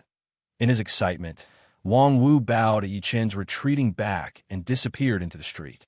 Outside Jubao Pavilion, Yichen stood at the entrance while carrying his daughter. He saw that the entire shop only had 2 floors. However, there were countless barriers and formations that blocked divine consciousness from entering. With his strength, it was naturally not difficult for him to forcefully invade these barriers, but he was really not very interested. Just as he was about to enter, an old man in a green robe walked out of the shop first. The old man blocked his way, and after sizing him up, he said, "Sir, don't you know the rules of my Jubao Pavilion?" "What rules?" Yichen frowned. The green-robed old man said expressionlessly, "My Jubao Pavilion has 3 no-entry rules. You can't enter if you're below the golden core stage. You can't enter if you don't have 10,000 spirit stones on you. And you can't enter if you don't show your identity. As long as you meet any of the rules, you can enter." Yichen's eyes flashed imperceptibly. He then extended his divine consciousness into the storage ring, only to find that there were less than 6,000 spirit stones left. He had used them too frequently earlier. Thinking to this point, his eyes immediately flickered, and he considered whether he should forcefully rob this shop. However, this idea was immediately extinguished by him. Robbing was ultimately a bit of a lowly act. Seeing that he did not say a word, the green-robed old man's tone suddenly turned cold, and he said, "Since you haven't reached the standard, then please leave." Yichen waved his sleeve, and a long sword landed in the old man's hand. "Does your shop want this?" Just as the green-robed old man was about to refuse, the expression on his face suddenly froze, and he said in shock, "A supreme-grade magic treasure?" In the cultivation world, magic treasures were divided into magic tools, spirit tools, magic treasures, and spirit treasures. They were divided into 4 grades: low, medium, high, and supreme. Among them, magic tools were usually used by spirit assembly cultivators. Spirit tools were used by foundation building cultivators.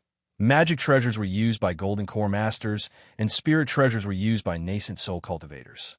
At that moment, the green-robed old man's attitude changed drastically. "Fellow, my Jubal pavilion wants this sword.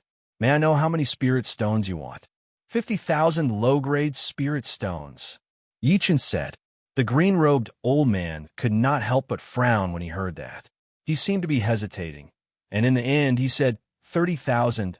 I can only give you 30,000 at most. Deacon Wu, this brother's sword is a supreme grade magic treasure. 50,000 is already very low, yet you actually bet 20,000 on it. Aren't you being a little stingy? At this moment, a chuckle came from behind them. Yichin turned around and saw a white-clothed young man holding an iron fan walking over. The young man had an elegant bearing and an imposing appearance. The green-robed old man's gaze focused, and then he said with a cold expression, "So it's the Zhang family's young master River Feather." River Feather did not mind. Instead, he looked at Yichun and said, "Brother, I want this sword of yours. 50,000 low-grade spirit stones." As soon as these words were spoken, the green-robed old man's expression instantly changed. Before Yichun could speak, he spoke first come, first served. "Fellow Taoist, my treasure-gathering pavilion is willing to pay 50,000. Yichin could not help but look at River Feather.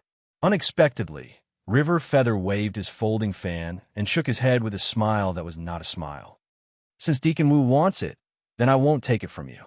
The green-robed old man was so angry that he wanted to vomit blood. He could only gesture for Yichun to enter with a dark expression.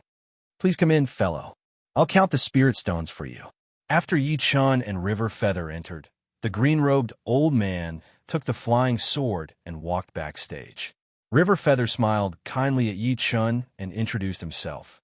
"I'm River Feather of the Jiang family, mid-golden core cultivation. Yichun, mid-golden soul formation." Yichun smiled. As soon as these words came out, River Feather's expression froze, and then he laughed dryly. "Brother Yi, you scared me. You really know how to joke." Clearly, he thought that Yichun was unwilling to reveal his cultivation base. That was why he had exaggerated his cultivation base. At this moment, a slightly aged voice came from backstage. "Where is the person selling the flying sword?" Then, the green-robed old man led an old man in a red robe over, and they walked out swiftly and decisively. The green-robed old man pointed at Yichun. "Reporting to Elder Hu, it's this young friend." Into this chapter. Chapter 13-15. In a private room by the window in Spring Breeze Restaurant in Chaoga City, a few graceful women surrounded a man, and among them, the man was dressed in white and held an iron fan in his hand. He allowed the women to serve him. It was River Feather. When he saw the Zhang family running out of Chaoga City, River Feather's eyes flashed. He could not help but shake his head and say, "Even the third elder of the Jiang family is here. Brother Yi is in trouble now. Why didn't you listen to me?" Although he said that, he was still unmoved. He did not plan to help Yichun. After all, he had only met Yichun by chance. It was already good enough that he could give him some pointers. Outside Chaoga City, at Shirley Hill, he watched as the man in black whom he was about to save was killed by Yichun right in front of him. The gray-robed old man glared at Yichun and said coldly, "Be ****starred. How dare you kill a member of my Chaogajong family?" The passers-by who were shocked by this scene were also shocked when they heard that. They inhaled sharply at the same time. It's the third elder of the Zhang family, Zhang Warren. There were a total of 8 great cultivation families in Chaoga City. Over the years, the position of city governor had always been held by the 8 great cultivation families. No one dared to complain. The Zhang family was one of the 8 great families. They had many businesses such as markets, shops, and so on. Now, someone dared to kill a member of the Zhang family. Yichun looked calm. He walked toward the gray-robed old man while carrying his daughter. Under countless gazes, he pointed at the red-robed old man behind the gray-robed old man. elder who of the treasure-gathering pavilion. Do you have to explain this to me? The former was the elder who had traded the bronze mirror with him at the treasure-gathering pavilion. Now that he had appeared here with a gray-robed old man, the ins and outs of the matter were naturally self-evident. Under everyone's gaze, the red-robed old man took a step forward and looked at him with a grim expression. "Fellow, the deal between you and me has already been completed. With the Jiang family's young master River Feather as a witness, it's fair and just." "What do you mean by that?" In reality, the man in black who was killed by Yi Che was a disciple that he had secretly taken in many years ago. It was inconvenient for him to show himself because he cultivated a demonic Tao cultivation method. This time, they were under his orders to kill Yi Chun and take back the 100,000 spirit stones from him. However, in this situation, with others present, he naturally did not dare to admit that the black-clothed man was sent by him. Hearing his sophistry, Yi Chun chuckled softly and said in disdain, "I was ambushed by this person as soon as I came out of your treasure-gathering pavilion. Don't you think this is a little too coincidental?" "I don't understand what you're saying." The red-robed elder sneered. In reality, he was also a little shocked. One had to know that his eldest disciple was at the pseudo-pellet stage. However, he was killed by Yi Chun with a single finger. It was clear that he had underestimated Yi Chen's ability. Yi Chen's cultivation base might be on the golden core stage. The gray-robed old man and the others could not help but look at each other with flickering eyes. With their experience, they naturally found out from the duo's conversation that elder who might have sent someone to kill Yi Chun because he coveted what he had on him. Never had they thought that they would be exposed. However, elder who was their Zhang family's revered elder after all. No matter what, they had to push this matter away to protect the treasure-gathering pavilion's reputation. Thinking to this point, the leading gray-robed old man immediately sneered. "What nonsense! Elder who is our Zhang family's revered elder, and we know him very well. How can you slander him? Brat, you killed my Zhang family's disciples, and you still want to blame us? Today, follow me back to the Zhang family to await punishment."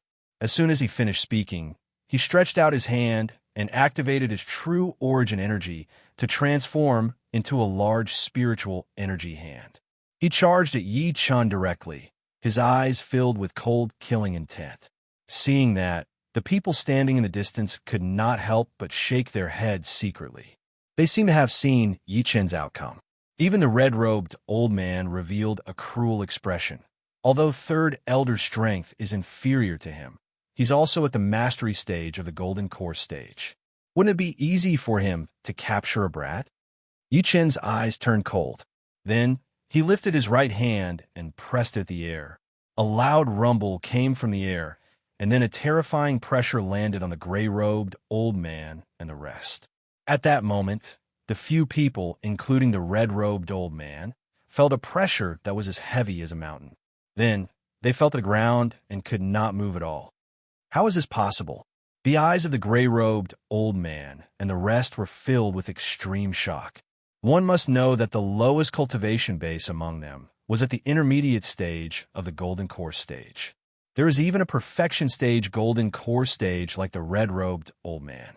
However, they were no match for Yi Chen, unless the other party's cultivation base was at the pseudo-nascent soul stage or even higher. Thinking to this point, the red-robed old man and the rest were horrified. They immediately cried out, "Senior, it's a misunderstanding. This is a misunderstanding." A misunderstanding? Yi Chen's expression was cold as he slammed his right palm down. In an instant, the ground shook violently. Even the people standing far away felt like they could not stand still. When the storm faded, the place where the Zhang family and the rest were standing earlier sunk 30 meters into the ground. Apart from that, there was no one else. He killed a few golden core cultivators with a single palm. Someone could not hide the shock within him. He said while shaking, "This person must be a nascent soul cultivator. The Zhang family has kicked a metal plate this time." In the Jubao Pavilion in Chaoga City, Attendant Wu lay on the armchair with a pot of spiritual tea in his hand. He would take a sip from it every now and then as he squinted. Elder who had sent people to kill that brat. Naturally, he would receive money to keep his mouth shut as soon as the job was done. Such a scene had happened more than once. Therefore, when he saw Elder Hu handing the 100,000 spiritual stones to Yi Chun without hesitation, he had already guessed what was going to happen next. I should be able to get at least 2,000 spiritual stones this time. Attendant Wu took a sip of tea as he thought to this point. He could not help but be elated. Together with the spiritual stones that I've been saving for years, I might be able to buy a dustfall pill from my family to prepare for core formation. Just when he was thinking happily, he suddenly felt the ground shake violently, as if the entire Jubao pavilion was shaking. Plop! He landed on the ground directly. Ignoring the dust on his body, he got up and looked outside the Jubao pavilion. What's going on? In his eyes, he saw a white-haired young man carrying a little girl in his arms break open the door and walk in slowly. The brat with the surname Yi? Attendant Wu was shocked at first. Then he said in disbelief, H. Hao, are you still alive? Are you surprised that I'm not dead? Yi Chun said, while smiling as he walked. At that moment, countless thoughts flashed through Attendant Wu's mind. Subsequently, he slapped Yi Chun without any hesitation. Bang! As blood splattered, a severed arm fell to the ground. Deacon Wu covered his shoulder that was bleeding and retreated a few meters away. He looked at Yi Chun in fear. End of chapter. Chapter 13:16. At that moment, Deacon Wu finally realized something. Elder Hu attacked Yi Chun, but Yi Chun appeared here safe and sound. That could only mean one thing. Something must have happened to Elder Hu and the rest. Fear was the only thing left in his heart when he thought to this point. Boom! At the same time, a few figures shot out from the backstage of the Jubao Pavilion. The leader was at intermediate stage Golden Core. Who are you? The leading old man looked at Yi Chun with killing intent. Another person looked at Attendant Wu, who was on the ground, and his face turned grim. Why are you talking to him? Only death awaits you if you cause trouble in my Jubao Pavilion. He opened his mouth after saying that, and a scorching flame shot at Yi Chun like the sun. The temperature caused the air to be covered by the formation. Yi Chun glanced at the former coldly and ignored the flame. He stretched out his hand and grabbed the man in his hand. The man's expression changed drastically as if he wanted to beg for mercy. However, he turned into a bloody mist with a bang. The leading old man was terrified to the extreme when he saw that. He turned around and ran away without saying anything. Yi Chun waved his sleeve and killed the man on the spot. In an instant, only Attendant Wu, who had lost an arm, was left in the entire Jubao Pavilion. The series of actions was completed in the blink of an eye. Yi Chun did not even frown when he killed 2 Golden Core cultivators. Attendant Wu trembled and kowtowed like he was pounding garlic. Senior, spare me, spare me. This has nothing to do with me. At this moment, if he still could not see anything, he would have lived for over 100 years in vain. Yi Chun paid no attention to him, and his gaze swept through the treasure-gathering pavilion one by one. His sleeve seemed as if it was inflated by a blower, and all the treasures were sucked into it. 300,000 low-grade spiritual stones, 2,000 and 8,000 mid-grade spiritual stones, 500 high-grade spiritual stones, and countless low-grade medicinal herbs and materials. Yi Chun could not help but shake his head after controlling his divine consciousness to count them one by one. It seems like killing for treasures is the fastest way to get rich. However, I'm still too poor. I might as well go all out and destroy the Zhang family too. A ferocious gleam flashed through his eyes as he thought to this point. He then looked at Attendant Wu slowly. Bring me to the Zhang family. What? Deacon Wu was stunned at first, and then he seemed to realize something. A strand of disbelief immediately surged onto his face. It was not enough for Yi Chun to rob the Jubao Pavilion. You want to rob the Zhang family? Yi Chun could not be bothered to talk to him. He broke one of his arms again. The latter screamed, Senior, I'll bring you there. I'll bring you there. Although he said so, his heart was filled with resentment. Stupid kid, do you really think that just because you are in the original infant stage, you dare to look down on the Zhang family, one of the 8 families in Jiaoge? Meanwhile, in the Spring Breeze house in Jiaoge City. Have you heard? Just now, a great battle took place on the 10-mile slope outside Jiaoga City. It is said that a swordsman of the Zhang family was killed.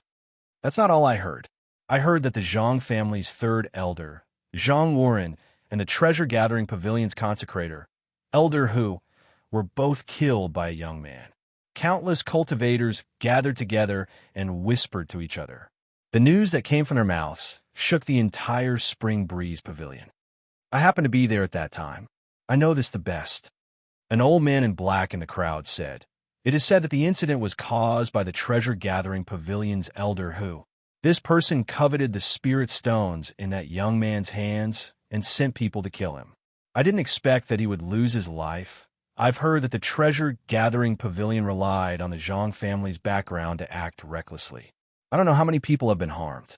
A young cultivator said indignantly, "They deserve this retribution." As soon as he finished speaking, many people's expressions changed, and they scolded in unison, "Little friend, be careful with your words."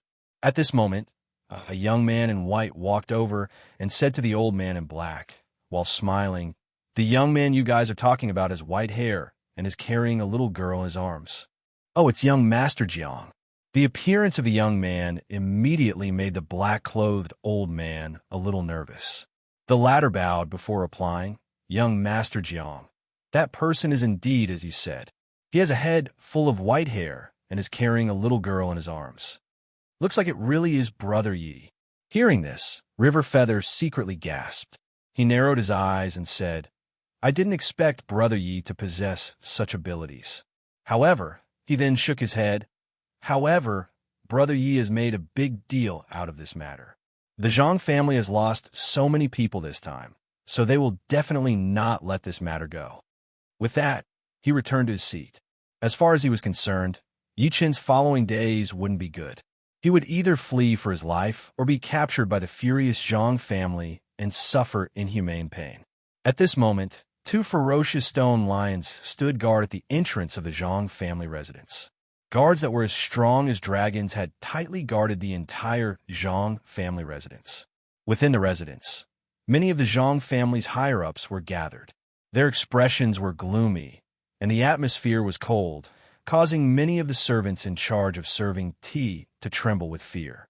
The purple-robed current patriarch of the Zhang family, Zhang Qingyan, who was at the false nascent soul stage, sat in a high position.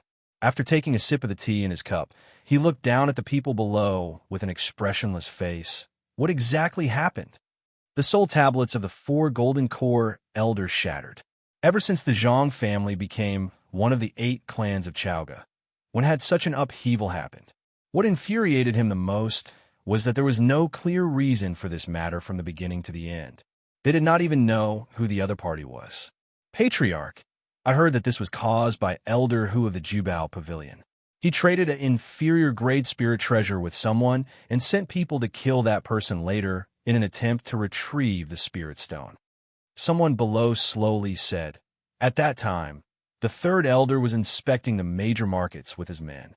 He happened to hear our Zhang family's disciples asking for help, so he brought people to help. Patriarch, this person killed many of our Zhang family's experts in public."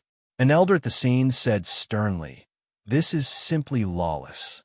I suggest we seal the city, then find this person and extract his soul and refine it." That's right. Otherwise, I'm afraid our Zhang family will become the laughingstock of the other 7 clans. How can we stand in Chaoga City in the future?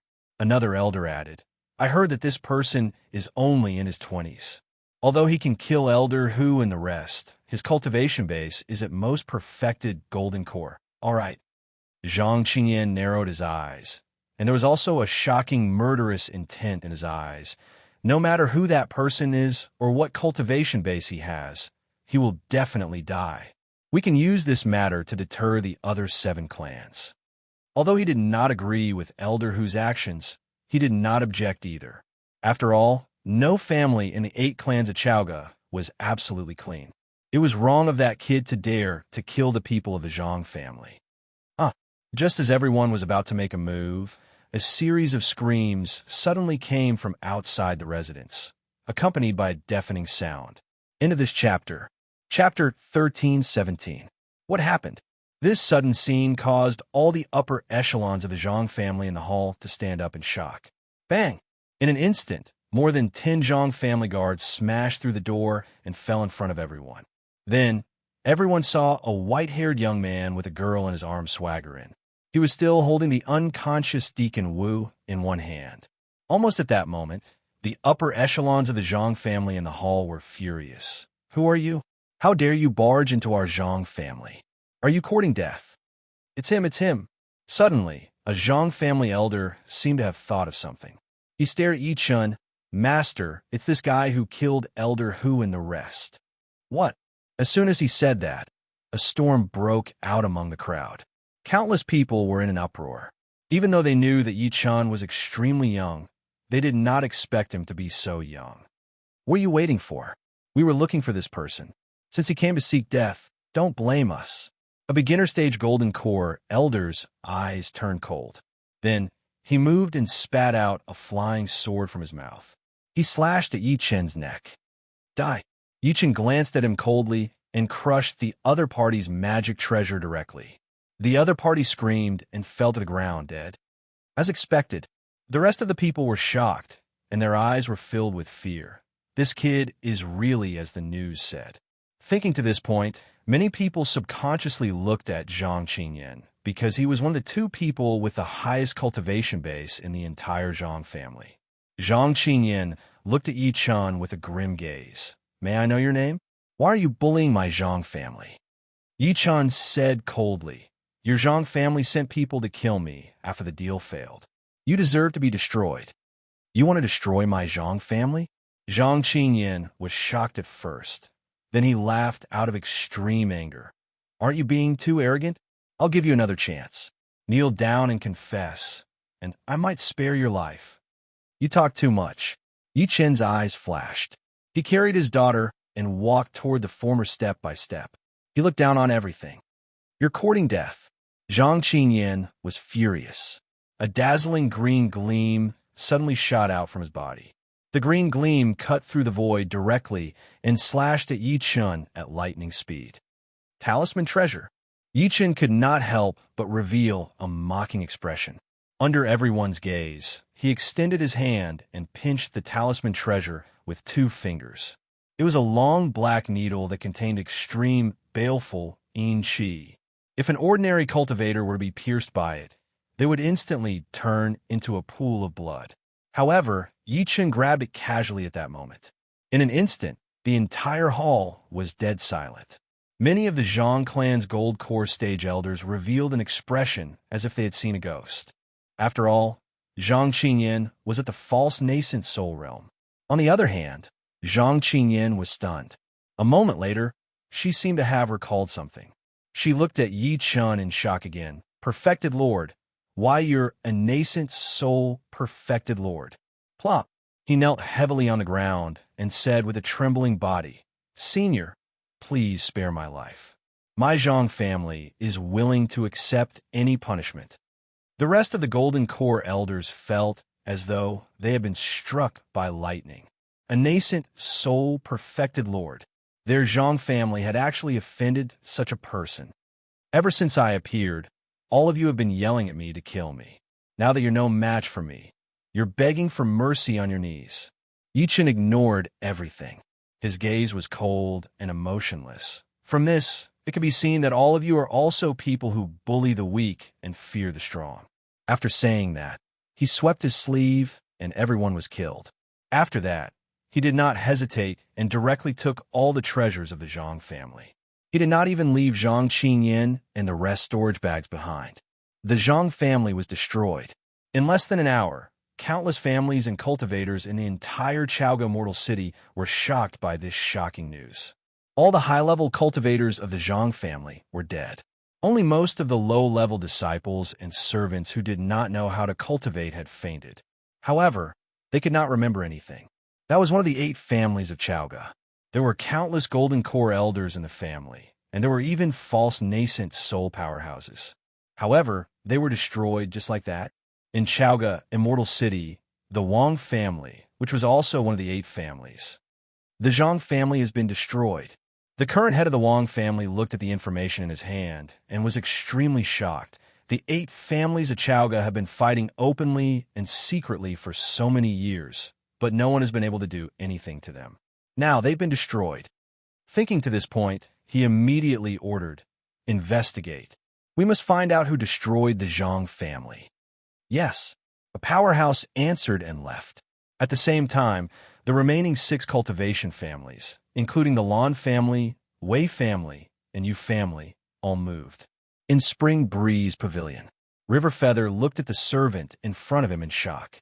Then, he could not help but gulp. "Brother Yi actually destroyed the Zhang family? Oh my god, that's too crazy." After he finally digested all of this, he was filled with lingering fear. Fortunately, I didn't offend him. Otherwise, my Zhang family would be finished. In a pavilion not far from Spring Breeze Pavilion in Chaoga Immortal City, Yichun put down his daughter and counted what he had obtained from this trip again: 730,000 low-grade spirit stones, 5,000 middle-grade spirit stones, 1,100 high-grade spirit stones. Not bad. I didn't expect a small family to be so rich. A thought flashed through Yichen's head as he thought to this point. Just the Zhang family alone is already so rich. If I destroy the other 7 families, or even the 4 cultivation sects, I'm afraid the rewards. He extinguished the thought as soon as it appeared. The reason why he destroyed the Zhang family was that the Zhang family allowed the Jubao pavilion to offend him. Meanwhile, the other 7 families had no grudges with him. If he treated the Zhang family the same way, how was his behavior different from the Demon Dao? He shook his head and got up to look around the entire street. I wonder how Wu Shuang and Xiaohei's investigation is going. A few familiar voices walked over. The leader was the head of the Kangwu Qin family, Qin Song. Qin Song could not help but welcome Yichun as soon as he saw him. He said in extreme surprise, "Young Master Yi, why are you here?" Yichun said while smiling calmly, "There's nothing much to look around, so I decided to rest here." Qin Song came to a realization. Subsequently, he seemed to have recalled something. He looked around and said softly, "Young Master Yi, have you heard? The Zhang family has been destroyed." "Is that so?" Yichun gave a short response, but he was secretly surprised by the speed of the news. "That's the Zhang family, one of the 8 families in Chaoga." Qin Song clicked his tongue. It said that there are more than 10 Golden Core elders guarding them. The Zhang family's master has a pseudo-nascent soul cultivation base.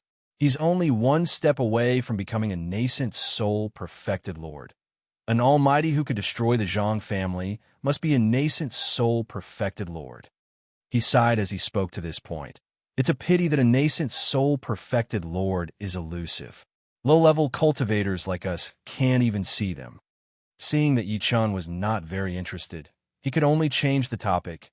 "Oh, yeah, young Master Yi, I heard that an immortal messenger from the Luoxiao region spread the news that the All-Heaven region will be holding a wedding in 7 days." As soon as he finished speaking, his expression, which was originally as calm as an ancient well, suddenly changed. "Immortal Envoy? P.S. There are only 3 chapters today. The Immortal Palace is going to appear soon. There will be 5 chapters tomorrow. End of this chapter. Chapter 13-18. What a mortal envoy?" Yichun asked again. Qin Song looked at him strangely and could not help but say, "Young Master Yi, as a disciple of the Qingling sect, you don't know that there's an immortal envoy in the Luoxiao region? I'm always in closed-door cultivation, so I don't know much about this," Yichun said. Hearing this, although Qin Song felt that his excuse was a bit unsatisfactory, he still explained, "Young Master Yi, I told you before that there are 4 regions in the Purple World. They are the Luoxiao region, the Mystic Sun region, the True Sky region, and the All-Heaven region. The All-Heaven region is the most powerful among the 4 regions." Hearing this, Yichun nodded slightly to show that he understood. Qin Song paused and said, "The immortal sects of the All-Heaven region will send immortal envoys to the other 3 regions to protect the absolute position of the All-Heaven region. Whether it's the cultivation sects, families, or independent cultivators in the 3 regions, they have to listen to the orders of the immortal sects of the All-Heaven region." Yichun suddenly had a look of realization. At the same time, He felt a trace of fear for the so-called all-heaven region. After all, the former could make the three regions submit, so how could he ignore it? At this point, Qin Song took a deep breath and said with great respect, "There's also an immortal envoy in the Luoxiao region. Rumor has it that even the supreme elders of the four great cultivation sects have to be respectful."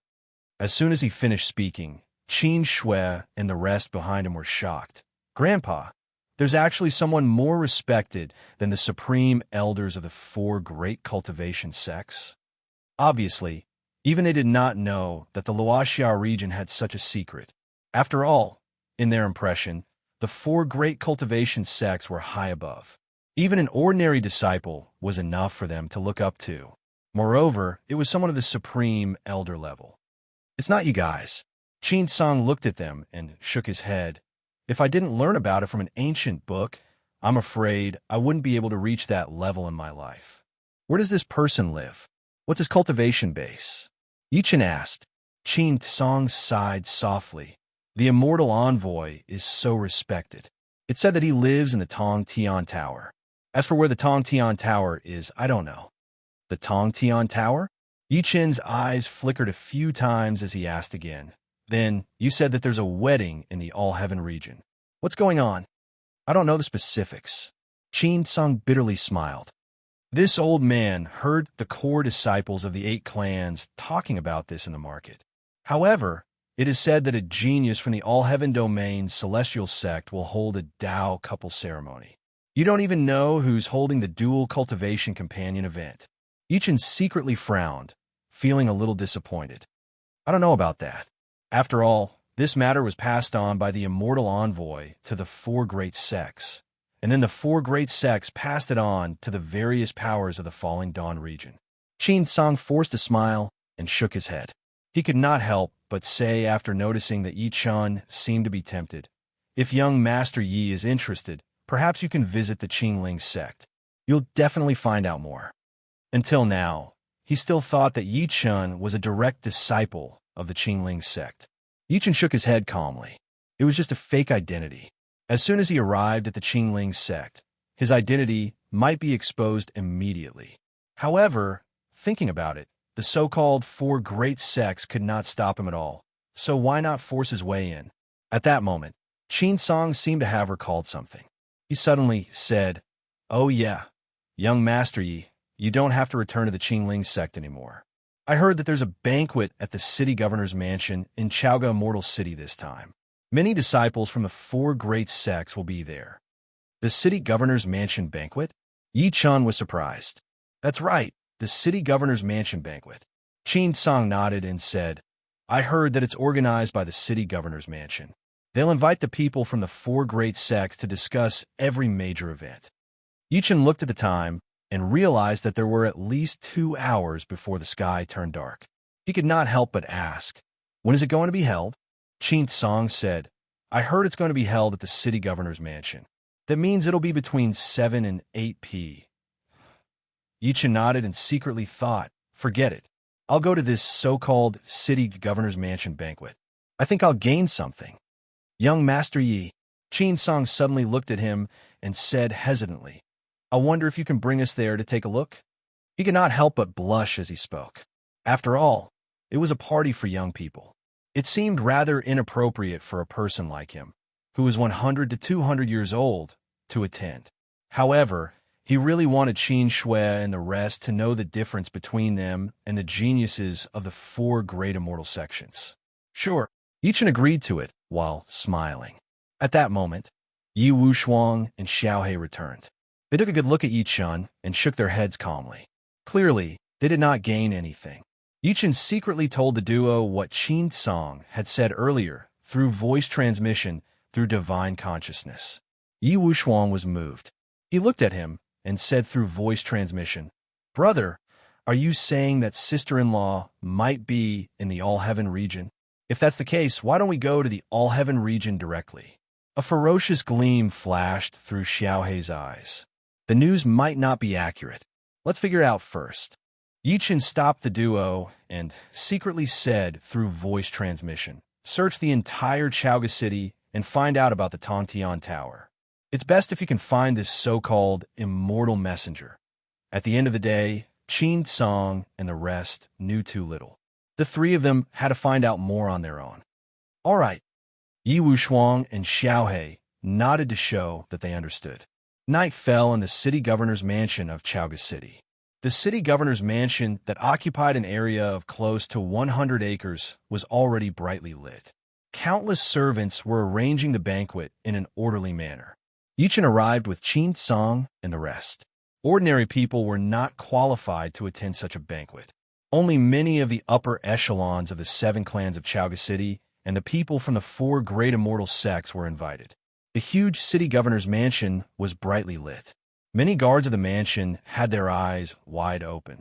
They were constantly on guard to check the people coming in and out. Seeing Yi Chun walking over, one of the men in armor could not help but step forward and say, "May I know which sect master has arrived?" He saw that Yi Chun had white hair and an extraordinary bearing. His appearance was even more handsome. Therefore, he subconsciously felt that only the disciples of the 4 great sects would have such an appearance and bearing. Before Yi Chun could speak, Qin Song, who was behind him, took a few steps forward by instinct and said, "Commander Hong, this is Master Yi Chun, the young master of the Green Spirit sect." "So, it's young Master Yi from the Green Spirit sect." Commander Hong's body shook slightly when he heard that. He was even more respectful to Yi Chun now. "Young Master Yi, it's our honor that you're here at the city governor's mansion. Please follow me in, young master." He turned around and welcomed Yi Chun in after saying that. Yi Chun could not help but be stunned. He thought that the so-called banquet at the city governor's mansion required an invitation. Never did he expect that not only was it not needed, no one would suspect his fake identity. End of this chapter. Chapter 13-19. As soon as the group stepped into the city governor's mansion, the scene before them changed. As far as the eye could see, there were many pavilions and spiritual energy like dragons. The ground was covered with a red carpet sewn from the skin of demonic beasts. It was as if they were stepping on clouds, and enchanting maids were dancing beautifully. So beautiful. Qin Shui and the rest could not move at all. They were all stunned by the layout of this paradise. Even Qin Song's face was filled with envy. Yi Chun smiled slightly. He did not care much about this. No matter how beautiful it was, it could not compare to the 100-li wind-swept corridor in the immortal world. Little did he know that his calm and composed performance was noticed by Commander Hong, who was leading the way. The latter even secretly nodded his head. Brother Yi?" At this moment, an incomparably surprised voice came from behind them. Yi Chun turned his head to look and saw a young man in white walking toward him with a metal fan in his hand with a face full of shock. It was River Feather. Yi Chun was also surprised. So it's Brother River. After River Feather approached, he did not know whether to laugh or cry as he said, "Brother Yi, you're really bold. You actually dared to come to the gathering after causing such a commotion." Just as Yi Chun was about to speak, he saw Commander Hong nod at River Feather and say, "So, the young Master River also knows Lord Yi of the Azure Spirit sect?" Compared to his respectful attitude toward Yi Chun before, he was much more casual toward River Feather. After all, River Feather was only a disciple of a cultivation family. As soon as he finished speaking, River Feather was stunned at first. Then, he looked at Yi Chun in surprise. "Brother Yi is from the Azure Spirit sect?" "Of course," Commander Hong said again. "Lord Yi is the true disciple of the Azure Spirit sect's leader, Yi Chun. His cultivation base is at the pseudo-nascent soul stage. My city governor has praised him more than once." As soon as that was said, River Feather was even more shocked. His gaze when he looked at Yi Chun again became incomparably respectful. "So Brother Yi is the eldest disciple of the Azure Spirit sect, Yi Chun. I was blind earlier and didn't recognize you. Please forgive me." Yi Chun was stunned again. One person dared to say it, and the other dared to believe it. He looked at the awed River Feather and Commander Hong. Their expressions didn't seem fake at all. He could not help but think to himself, could it be that there's someone in the Qingling sect called Yi Chun? At this time, a maid walked over and whispered a few words into Commander Hong's ear. Commander Hong clasped his fists at Yi Chun and apologized. Master Yi, the city governor has something to discuss with me. Since Master Yi and young master are here, I'll have to trouble young Master Jiang to bring Master Yi in. With that, he immediately turned around and left. River Feather looked at Yi Chun. He seemed excited as he said, "Brother Yi, let's go. I'll introduce you to some people." At the same time, above the city lord's mansion. At this moment, a red-crowned crane fluttered its wings and landed at the entrance of the city lord's mansion, immediately alerting the guards at the entrance. When a guard saw the majestic aura of the crane, he subconsciously went up to greet it. He bowed and cupped his fists. "May I know which sect has arrived?" Be **starred. "You don't even recognize my Qingling sect's young master, Yi Chun?" A moment later, a dignified and delicate voice came from the crane. "You're really blind, you dog. The young master of the Qingling sect, Yi Chun?" That guard could not help but be stunned. Didn't the young master of the Qingling sect just enter? Why is there another young master of the Qingling sect in front of me? Thinking to this point, he could not help but subconsciously raise his head. He saw a young man with a face full of poison spots, who looked like an ugly monster, quietly looking at him. On the left and right of the young man, there were two beautiful women. Seeing that the former was staring at them, one of the women berated again, "Impudent! How dare you not kneel when you see our Qingling sect's young master Yi Chun?" The guard looked at the poison-spotted young man in disbelief. "Are you really young master Yi Chun of the Qingling sect?" The poison-spotted young man frowned slightly and said slowly, "Why? Could it be that someone is pretending to be me?" His voice was like fingernails scratching on a blackboard. It was ear-piercing and unpleasant, causing many people to have goosebumps all over their bodies. "You're the ones who are impudent." The guard was furious. He said while grinning coldly, "We've just seen young Master Yi Chun from the Qingling sect. He's clearly elegant and dignified. How dare an ugly monster like you impersonate him? I think you're tired of living. Men, take them down." With that, he waved his hand. "Kill." The dozen or so Foundation building commander from the city governor's mansion behind him immediately swarmed forward, throwing all sorts of divinities and spells at the crane. Be ****. The poison-spotted young man's face darkened, as if he was furious. With a wave of his sleeve, he sent the dozen or so people flying. It didn't take long for the commotion to attract the attention of many people. Not long after, Commander Hong flew into the sky. The guard from before acted as if he had seen his savior and immediately told him everything that had happened. Commander Hong stared at the poison-spotted young man and the others with a grim expression. "Sir, the real young Master Yi of the Qingling sect was personally welcomed in by me. If you don't leave now, don't blame me for being merciless." "You're saying that the person who pretended to be me has already entered?" The poison-spotted young man laughed out of extreme anger. Commander Hong narrowed his eyes, and killing intent surged faintly. "You're still pretending. I've already said that the person who entered earlier is the real young Master Yi Chun of the Qingling sect." As soon as he finished speaking, the poison-spotted young man waved his sleeve, and a green token landed in his hand. "Open your dog eyes and see what this is." Commander Hong took it and took a look. The scene that entered his eyes caused his body to tremble like a bolt from the blue. The words Qingling sect were written on the front of the token, while the words Yi Chun were written on the back. The formation wave on it proved that the token was real. The Qingling token. It was the Qingling token that only the core disciples of the Qingling sect had.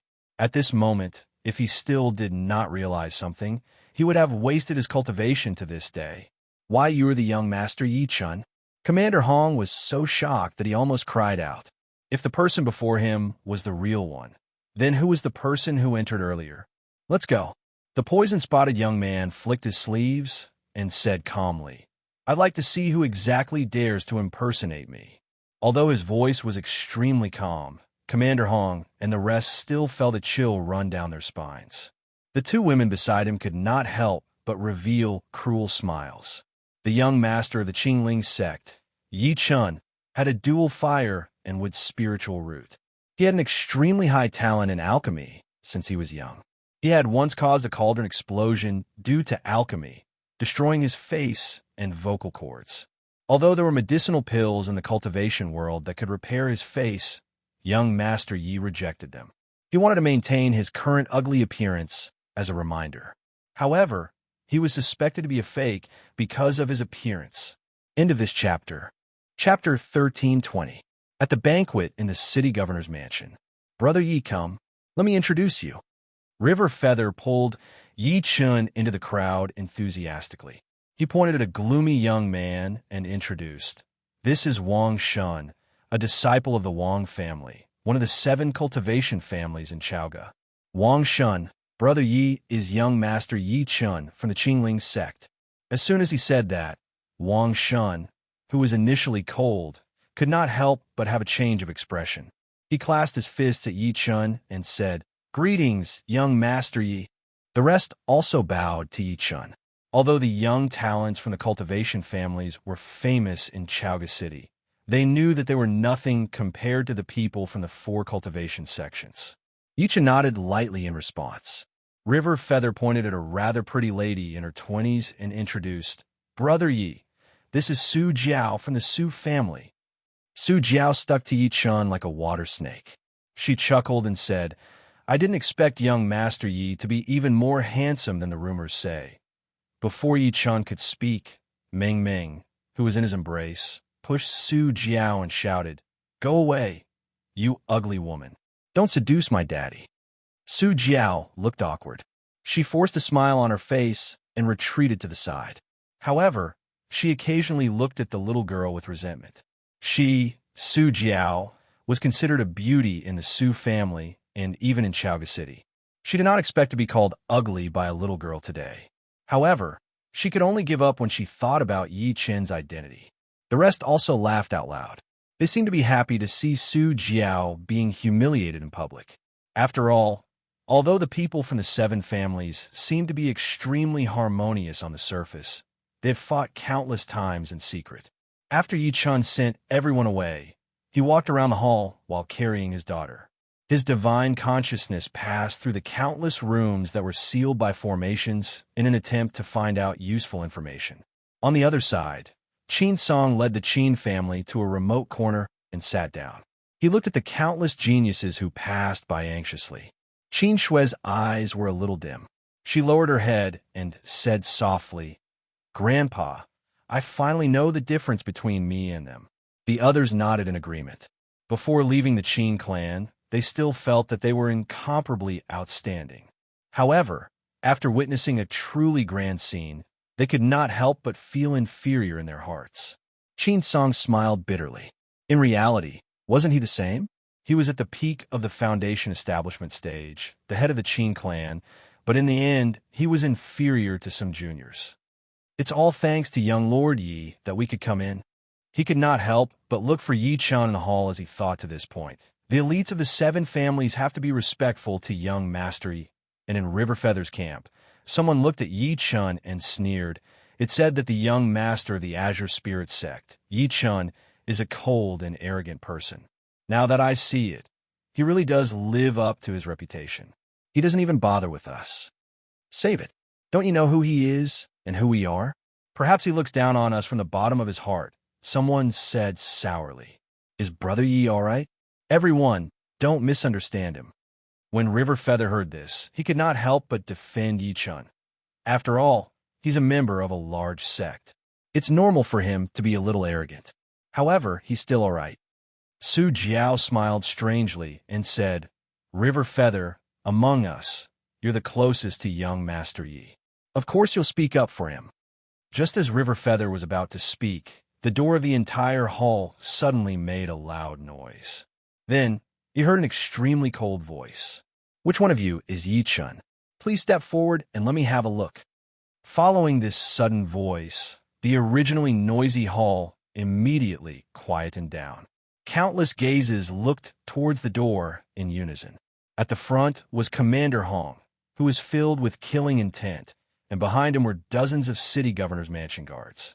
Commander Hong ignored everyone's gazes and knelt on one knee. He said with incomparable respect, "Young Master Yi, please."